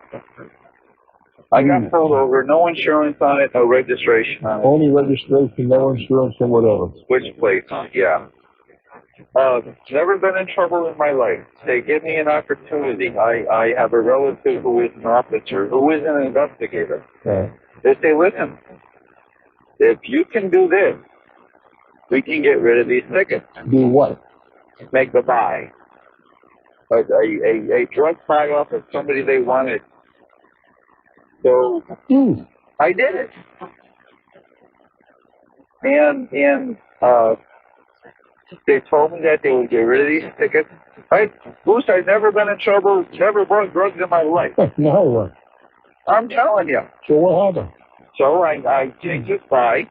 They call it a buy. You know, I'm learning this lingo now, right? Sure. So I buy a couple of joints at this bar, and I figure I've gotten rid of $700 worth of tickets on this old junker to bring my garbage. Junkyard, trash place, whatever you want to call it. Anyways, the reason I'm calling is DMV is charging me with these tickets against my Saturn and my work. And what do the police say? You cooperated with? They say it's not our fault. How about the district attorney or somebody that can I haven't contacted them. Well, I mean, I see through the police are to contact them. But how does that work, though? I don't know. How can they charge me with a crime that I wasn't convicted of? You know what I mean? Yeah, but they will convict you. How can they convict me of it if supposedly the officers got rid of the ticket? Well, I'm not sure they can get rid of the ticket that easily. And there's some serious question if they had the right to make that kind of a deal. But they did. Without regard to that, if they did it and it was improper, it's not going to stand. Have you talked to their superiors? No. I'm going to talk to somebody. So what was the result of this buy? I don't know. I didn't ask. I don't know. All I know is we got a letter in the mail saying that my license has been revoked due to this driving with no insurance on this vehicle, driving with a switch plate. So I called my relative. He said, geez, I don't know how that could have happened. I don't know what to tell you. Call DMV. Now I'm getting the cold shoulder from everybody. I feel used. You probably were. At the very least, I'd go see the local prosecutor. Explain what happened. In the jurisdiction of these police officers, they encourage you to do what you did. Albany, New York. Well, I'd go see the DA in Albany, New York. Run for quite some time, and a young man approached us out of the blue on the 4th of July and asked us if we were interested in selling it, and we had considered junking it out, so the thought of getting it out of our driveway in one piece was wonderful. And also having somebody give you a couple of bucks in the process. Yeah, well, how old a car was it? It was a 77. Okay, go ahead. And my husband set a price, and the gentleman said, well, that's fine, I have, this much today, and I'll give you the rest another day. So we held the pink slip. Mm-hmm. How much did you sell this car for? $200. All right. So he gave us part of the money. We were going to hold the pink slip until he brought us the rest of the money. Sounds reasonable. Last night, we got a phone call from a third party.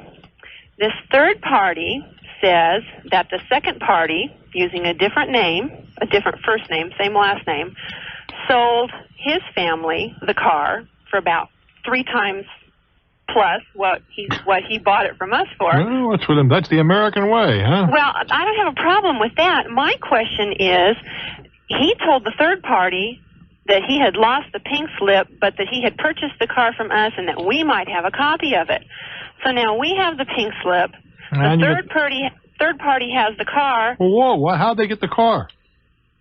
The second guy sold the car to the third guy. But they towed it out of our driveway. Oh, well, you didn't tell me that. Sorry. That was not the brightest thing you did this week. Well, maybe not. Only because they could be operating that car and it's legally still yours.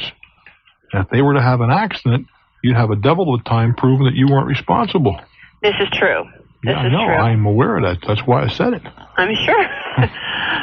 So they want the pink slip now. After the fact, And you know. Did you say to them, "Hey, girls, we got a little problem here. He hasn't paid me yet"?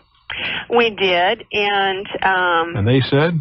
And they said, "Well, we don't know how to get a hold of this guy." Well, that's your problem. Yeah. No. You know, look, how much did he give you? He gave us $110. Well, that's more than you expected to get anyway. Yeah, it is. So you're not exactly hurting on this whole No, transaction. our question is just whether or not should we just sign the pink slip over to this third party and eat the $90? I wouldn't. And eat it? No, I'd say give me the $90. You go get it from him. The only problem I have with that scenario is that I'd like to get this car out of your name. Right. Well, we had considered the possibility of going with the third party to the DMV and signing the car over to them and getting it registered and all that stuff and getting out of our name at that point immediately. Well, that might not be the worst thing you did this week. Well, at least I did one good thing. There you go. But, you know, never, ever give up a car. Mm-hmm. You know, really the system in most states is really deficient. You think about this. I walk up and I want to buy your used car, right? And I give you $200 in this case. And this is a clean deal now. No, there's no snookery in my deal. I drive out, or I get the car towed out. In any way, I leave with a car, right? Right. Now, you have had me do all the appropriate paperwork. You have signed the bill of sale, right? Right. But he's got it in his pocket. Now, as far as the state of California is concerned, in this case, as of that moment, that car still belongs to you.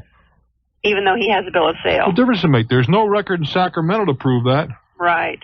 And he could say he never got one. Or he could say, what car? Yeah. What are you talking about? The lady must be smoking Lefty Luckies. I never bought any car from her. This is after the accident, see? Yeah, that can present a real serious problem. And it's certainly the case that they do exactly the transaction is handled in exactly the same fashion in the state where I live.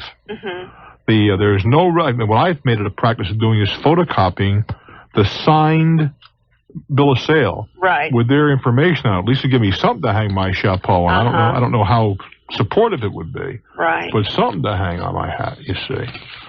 Because unless you do as you were going to do and trundle on down and get the transaction taking place.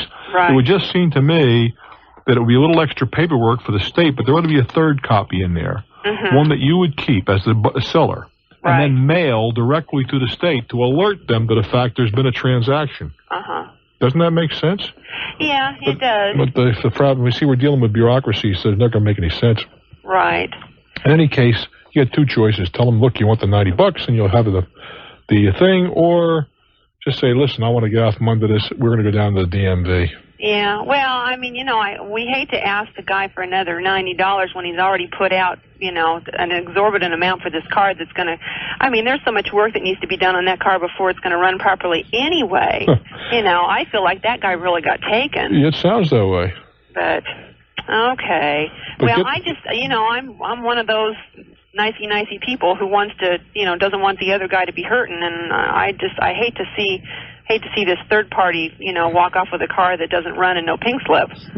Well, I'm more concerned of getting it out of your name, because your responsibility, although legally may not be there, clearly it might be difficult right now to prove it. You don't even know this. You don't even know who this other guy is, do you? No, we have no idea. Well, that's another miss on your part. Yeah. Letting a guy walk off with a car and you don't have any address for him. Right. Go get it settled. Another not smart thing.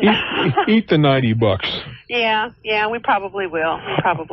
At least it's out of our driveway. There you go. And you got $110, which you didn't expect to get to begin with. There you go. Go out and have dinner, blow the $110. Well, we're taking the kids to Disneyland next week. There you go. It may not get us in the door, though. Just about is what it's going to do. But not even quite. About $30 a pop, something like that. Yeah, it's terrible now. Well, I don't know about that.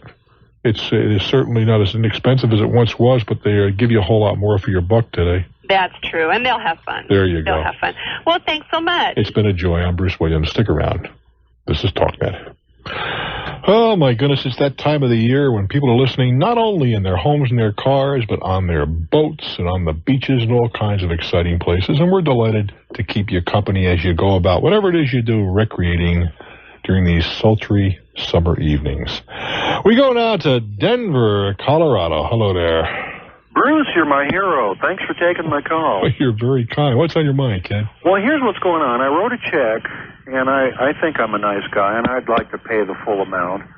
And I wrote the check for $57.33 and sent it to this company in Indianapolis, and their bank screwed up. They typed on the bottom of the check when they made their deposit $32.34. So only $32.34 got withdrawn from my account. Now, I know I really ought to pay what they're due because I got good value from this company. I'm not sure the company got beat. Well, who do you think got beat? I don't know. Okay, well, I went to my bank, and they said that the bank in Indianapolis is the one that put the wrong amount on. Oh, absolutely. You're talking about the numbers on the bottom of the check that they add when the check is cleared. Right. Bunch of zeros, in this case 32, whatever the number is. Right, and that's exactly what the amount is on my bank statement that came with the check. You know that because that's definitely that's the way it would be keyed. Okay. Well, now they tell me that they can make a correction on this automatically. And I know I owe them this money, but I think, what the heck? You know, I've had a bounce check along the way, and I certainly had to pay quite a penalty for that. Well, it's not, but there's a difference.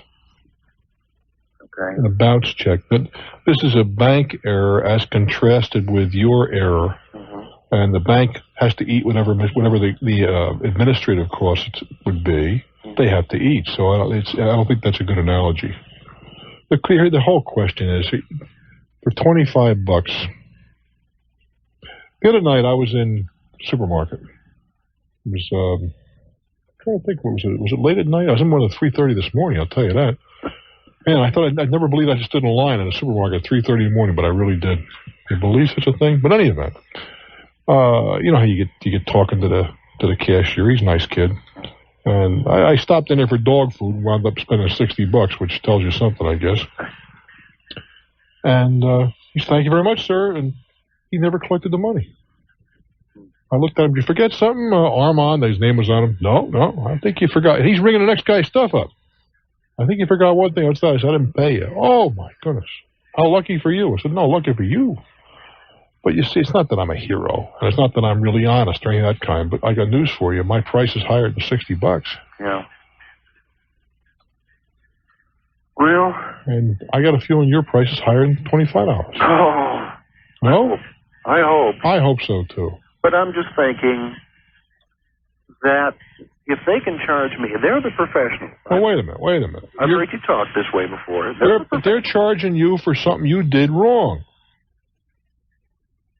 Okay. There is no way you have been injured in this. In the case of a bounce check, there are expenses that the bank incurs. What expenses are you incurring? That's true. Telephone call. Gotta agree with you. Just a question of, I've told this many times. You know, my dad didn't leave much in the way of money, but he left me with a couple of ideas. And I don't think his father left him with a hell of a great deal either. And he died 7 years before I was born.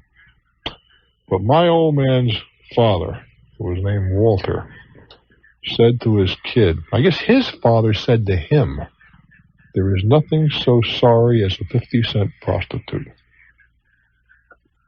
If you're going to be a thief, man, go first, Cabin.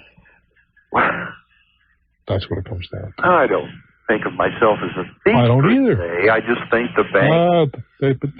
No, it's not true. That's not true. Any more than, would I have been a thief if I walked out of that supermarket? I'd have been just as much of a thief, in my opinion, as if I reached into that drawer and grabbed a 50 and a 10. I'd be no less, because if I walked out innocently, that would be a different matter. If you hadn't noticed it, that would be an entirely different matter. Well, no, wait a minute. On this situation here, the amount that was transferred from my account to these people is $32.34. Yeah. I mean, there is no error there. Certainly there was an error. It was supposed to have been punched in $57 and change. But they're going to catch it, and they're going to bill me for more. They may or may not. Or they're going to correct it. They may or may not. Well, They may or may not. That is not the issue. I got to take a little time out here. But there's a much more fundamental issue. Perhaps we don't agree on that, but we'll find out in a moment. I'm Bruce Williams. This is Talknet. Real people with real helpful advice. 1-800-TALKNET. I'm chatting with a gentleman in Denver, Colorado, and he had a little bank error where they punched up the wrong numbers in a check. And we're talking about, I guess, the morality of the thing, really, aren't we? Well, what else are we talking about? I'm not sure it's morality. It's certainly not my morality. Yeah, it is. Yeah, really, it's very much your morality. I'm going to pay what I'm going to pay. I mean, I'm going to pay what I do to pay. Well, I'll pay. But I'm just thinking the bank made a mistake. No, you're rationalizing. No. Yes, you are. Here's the thing. It comes down to this. There was a mistake made. Right. And you know it. Right. Do you have the moral fiber to say there's a mistake made? Absolutely. Then that's it.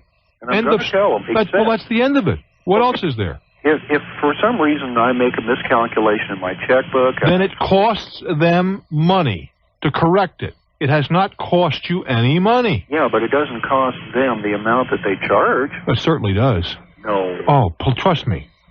$5 or $10 in a bounce check? Oh, it's certainly more than that. I think it's 15 or 20. Well, my bank charges $5 on a returned item. I haven't bounced any checks, but I know that when I get a check back that I deposit and it's no good, they charge me a fin. Well, they want $15 in Denver. Without regard to that. And I'm just thinking, this bank... No, you're wrong. You're wrong. You're wrong. Clear and simple. They made a mistake. You're aware of it. You know you're not entitled. Well, that's all. That's the end of the story. You're not entitled to be reimbursed for their mistakes. You are not the business. You can't charge them for their mistakes. You don't have to tell them, and there's a good chance they'll never catch it. I'd say the odds are slim that they will. Well, let's start out with the idea they'll never catch you. No, I'm not going to go there. No, let's start with that idea. Okay. They'll never catch you. Now, the only way they're going to know is if you tell them. And I will. Well, that's it. And you're a good man. So would I. For $25. Yeah. For $25 million? I don't know. No, really. Yeah. You know the old story about the guy went up to his secretary and said, would you sleep with me for $1 million? He said, how much? Would you sleep with me for $1 million? She said, you bet your life. He said, would you sleep with me for $10? She said, what? How about $10? He says, what do you think I am? He said, honey, we know what you are. We just have to establish a price. Yeah. And I'm not sure we aren't all in that category, you see. Yeah.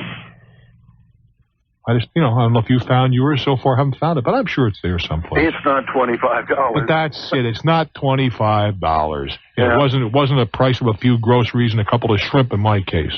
Yeah. There may be a number out there. And under different circumstances, if I was real hungry and whatever and didn't have a quarter in my pocket, he may have found the price at $59.49, whatever it was. Yeah. But not this trip. And in your case, if your kids were hungry, whatever, maybe $25 might have done it. But not today. Maybe tomorrow. Yeah. I wish you well, kid. Thanks, sir. All righty. Bye. Yeah, those are decisions we all have to make. Am I any more honest than the next guy? Probably not as. Really. But I just think more of myself than to sell myself for $25 or $50. I've told this story before. It's a true story. My dad told us the story about how his father writing home to his dad and say, hey, Pop, something to this extent that this letter is free because they didn't cancel the stamp on my last letter to your last letter to me. Next letter he got from his old man, there was a stamp in there with a big cross across it. Little note, your debt to the United States government is paid. That kind of morality maybe isn't around anymore, but maybe there's a place for it. What do you think? I'm Bruce Williams. This is Talknet.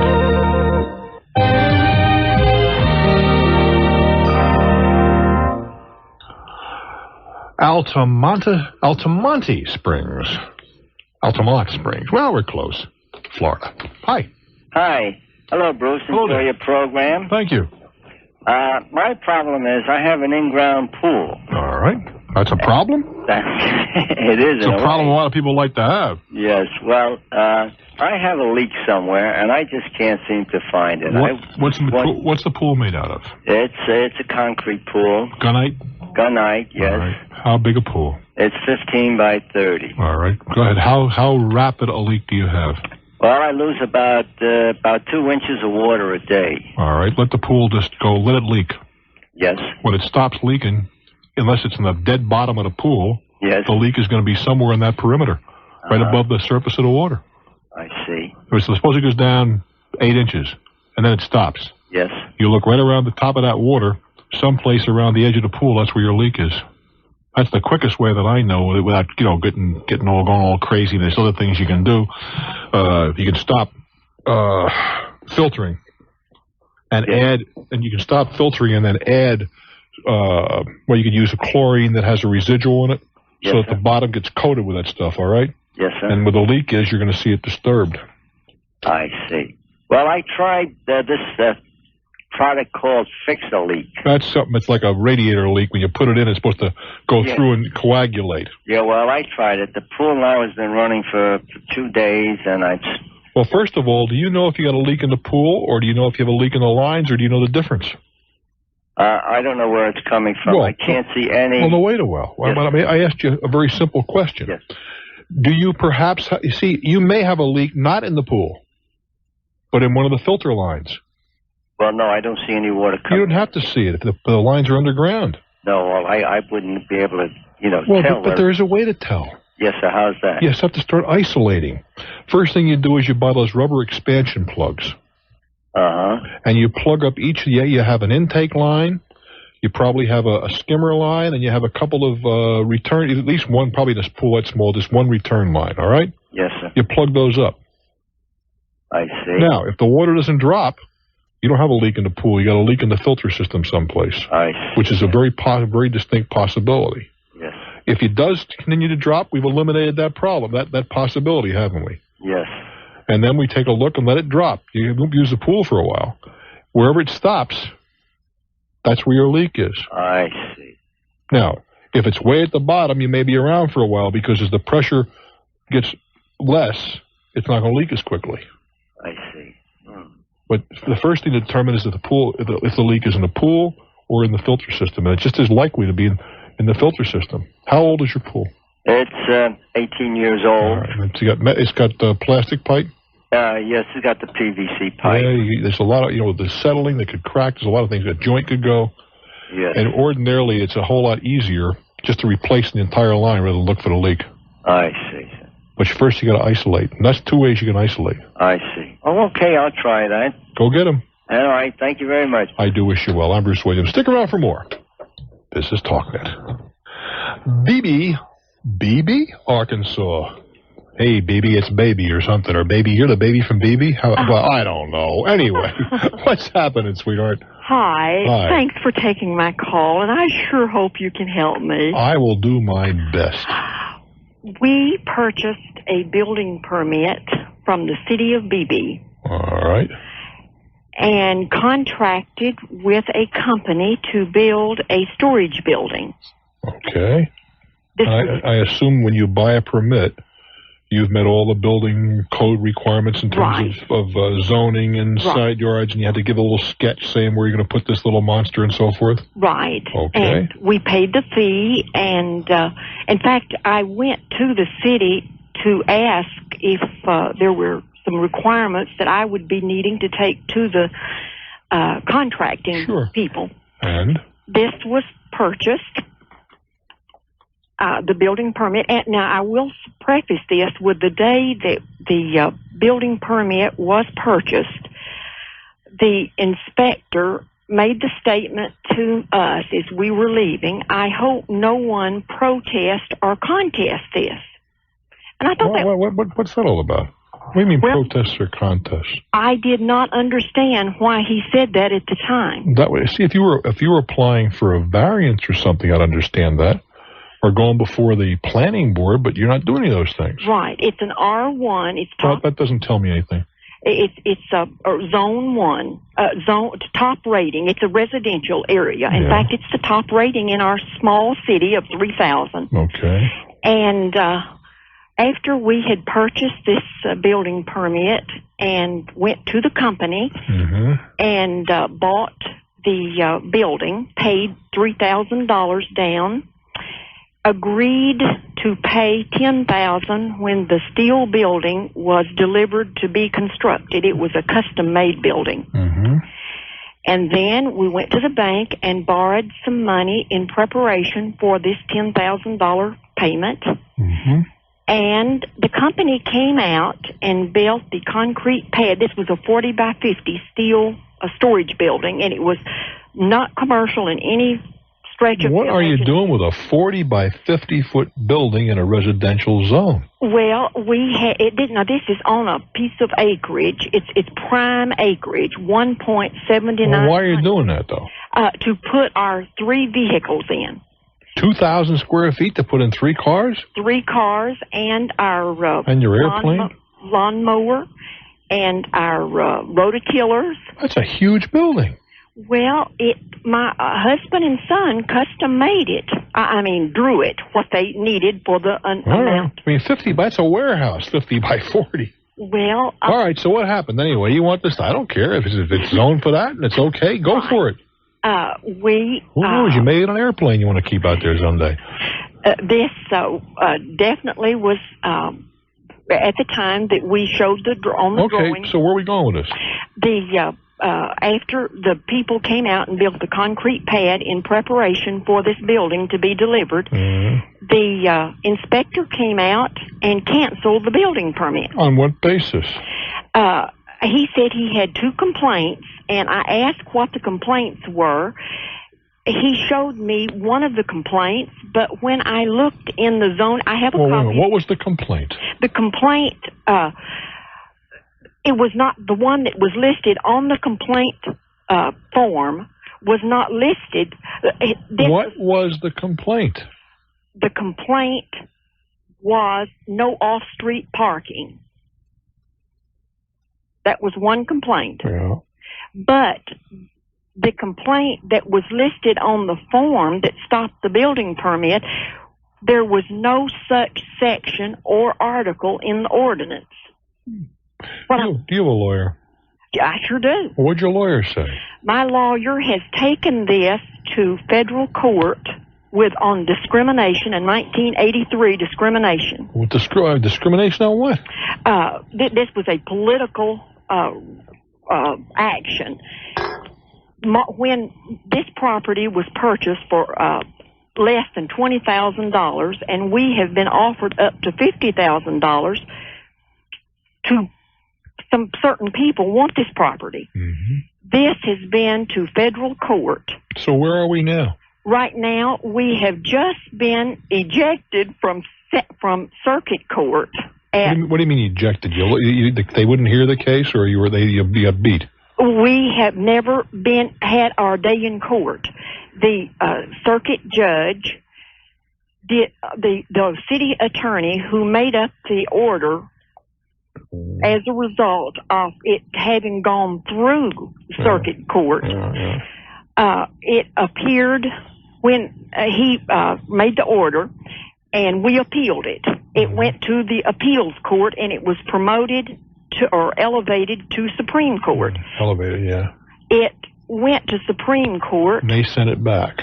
And they made the statement to the city attorney, why didn't you, and I really did not understand what their question was about why he didn't make this a final order.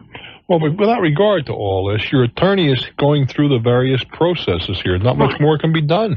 Well, but we can't get to court. Now, the federal court kicked it out because the federal judge was having a problem at that time not hearing cases.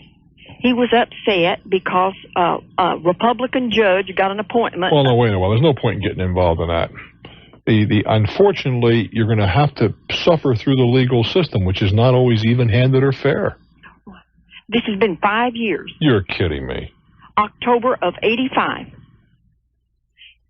What you're telling me is fascinating, and I mean that. And I'm interested in government, as you know. I don't understand how one can just cancel a building permit, but obviously in a small town a lot of things happen. But the only thing that you can do is continue to pursue it through the courts. I wish I had a better answer for you. And clearly, if it's political, why don't you get political? See if you can get a senator to lean on somebody. Get a congressman to lean on somebody. See the local whoever runs your political organization on your team. Obviously, you got some enemies that are working with these guys. That is unfortunately the name of the game. I wish there's something I could do for you. After 5 years of little, I think anyone can do except continue to pursue it through the courts. Fort Myers. Hello there. Hello, Fort Myers. Hello, Bruce. How you doing? I'm doing fine, thank you. Good. I feel sorry for that lady, but there's little we can do at this point. I understand. What's hey, listen, I saw you in Boston a couple of years ago, and I talked to you, and you gave me some good advice, and I'm looking for a little bit more. Okay. You told me to be watched when I went through that tunnel to know where the halfway mark was to get out. You remember that? Yeah, I remember. Anyway, well, my problem is when I saw you up there, I was on top of the world. I had plenty of money and a good job, and I was in the process of buying my third home, and everything was great. You gave me some advice on that. Yeah. Then I moved to Fort Myers, and everything went down the tubes. Why? What happened? Well, I lost my job and a couple of other things, and the economy went down. I'm in the car business.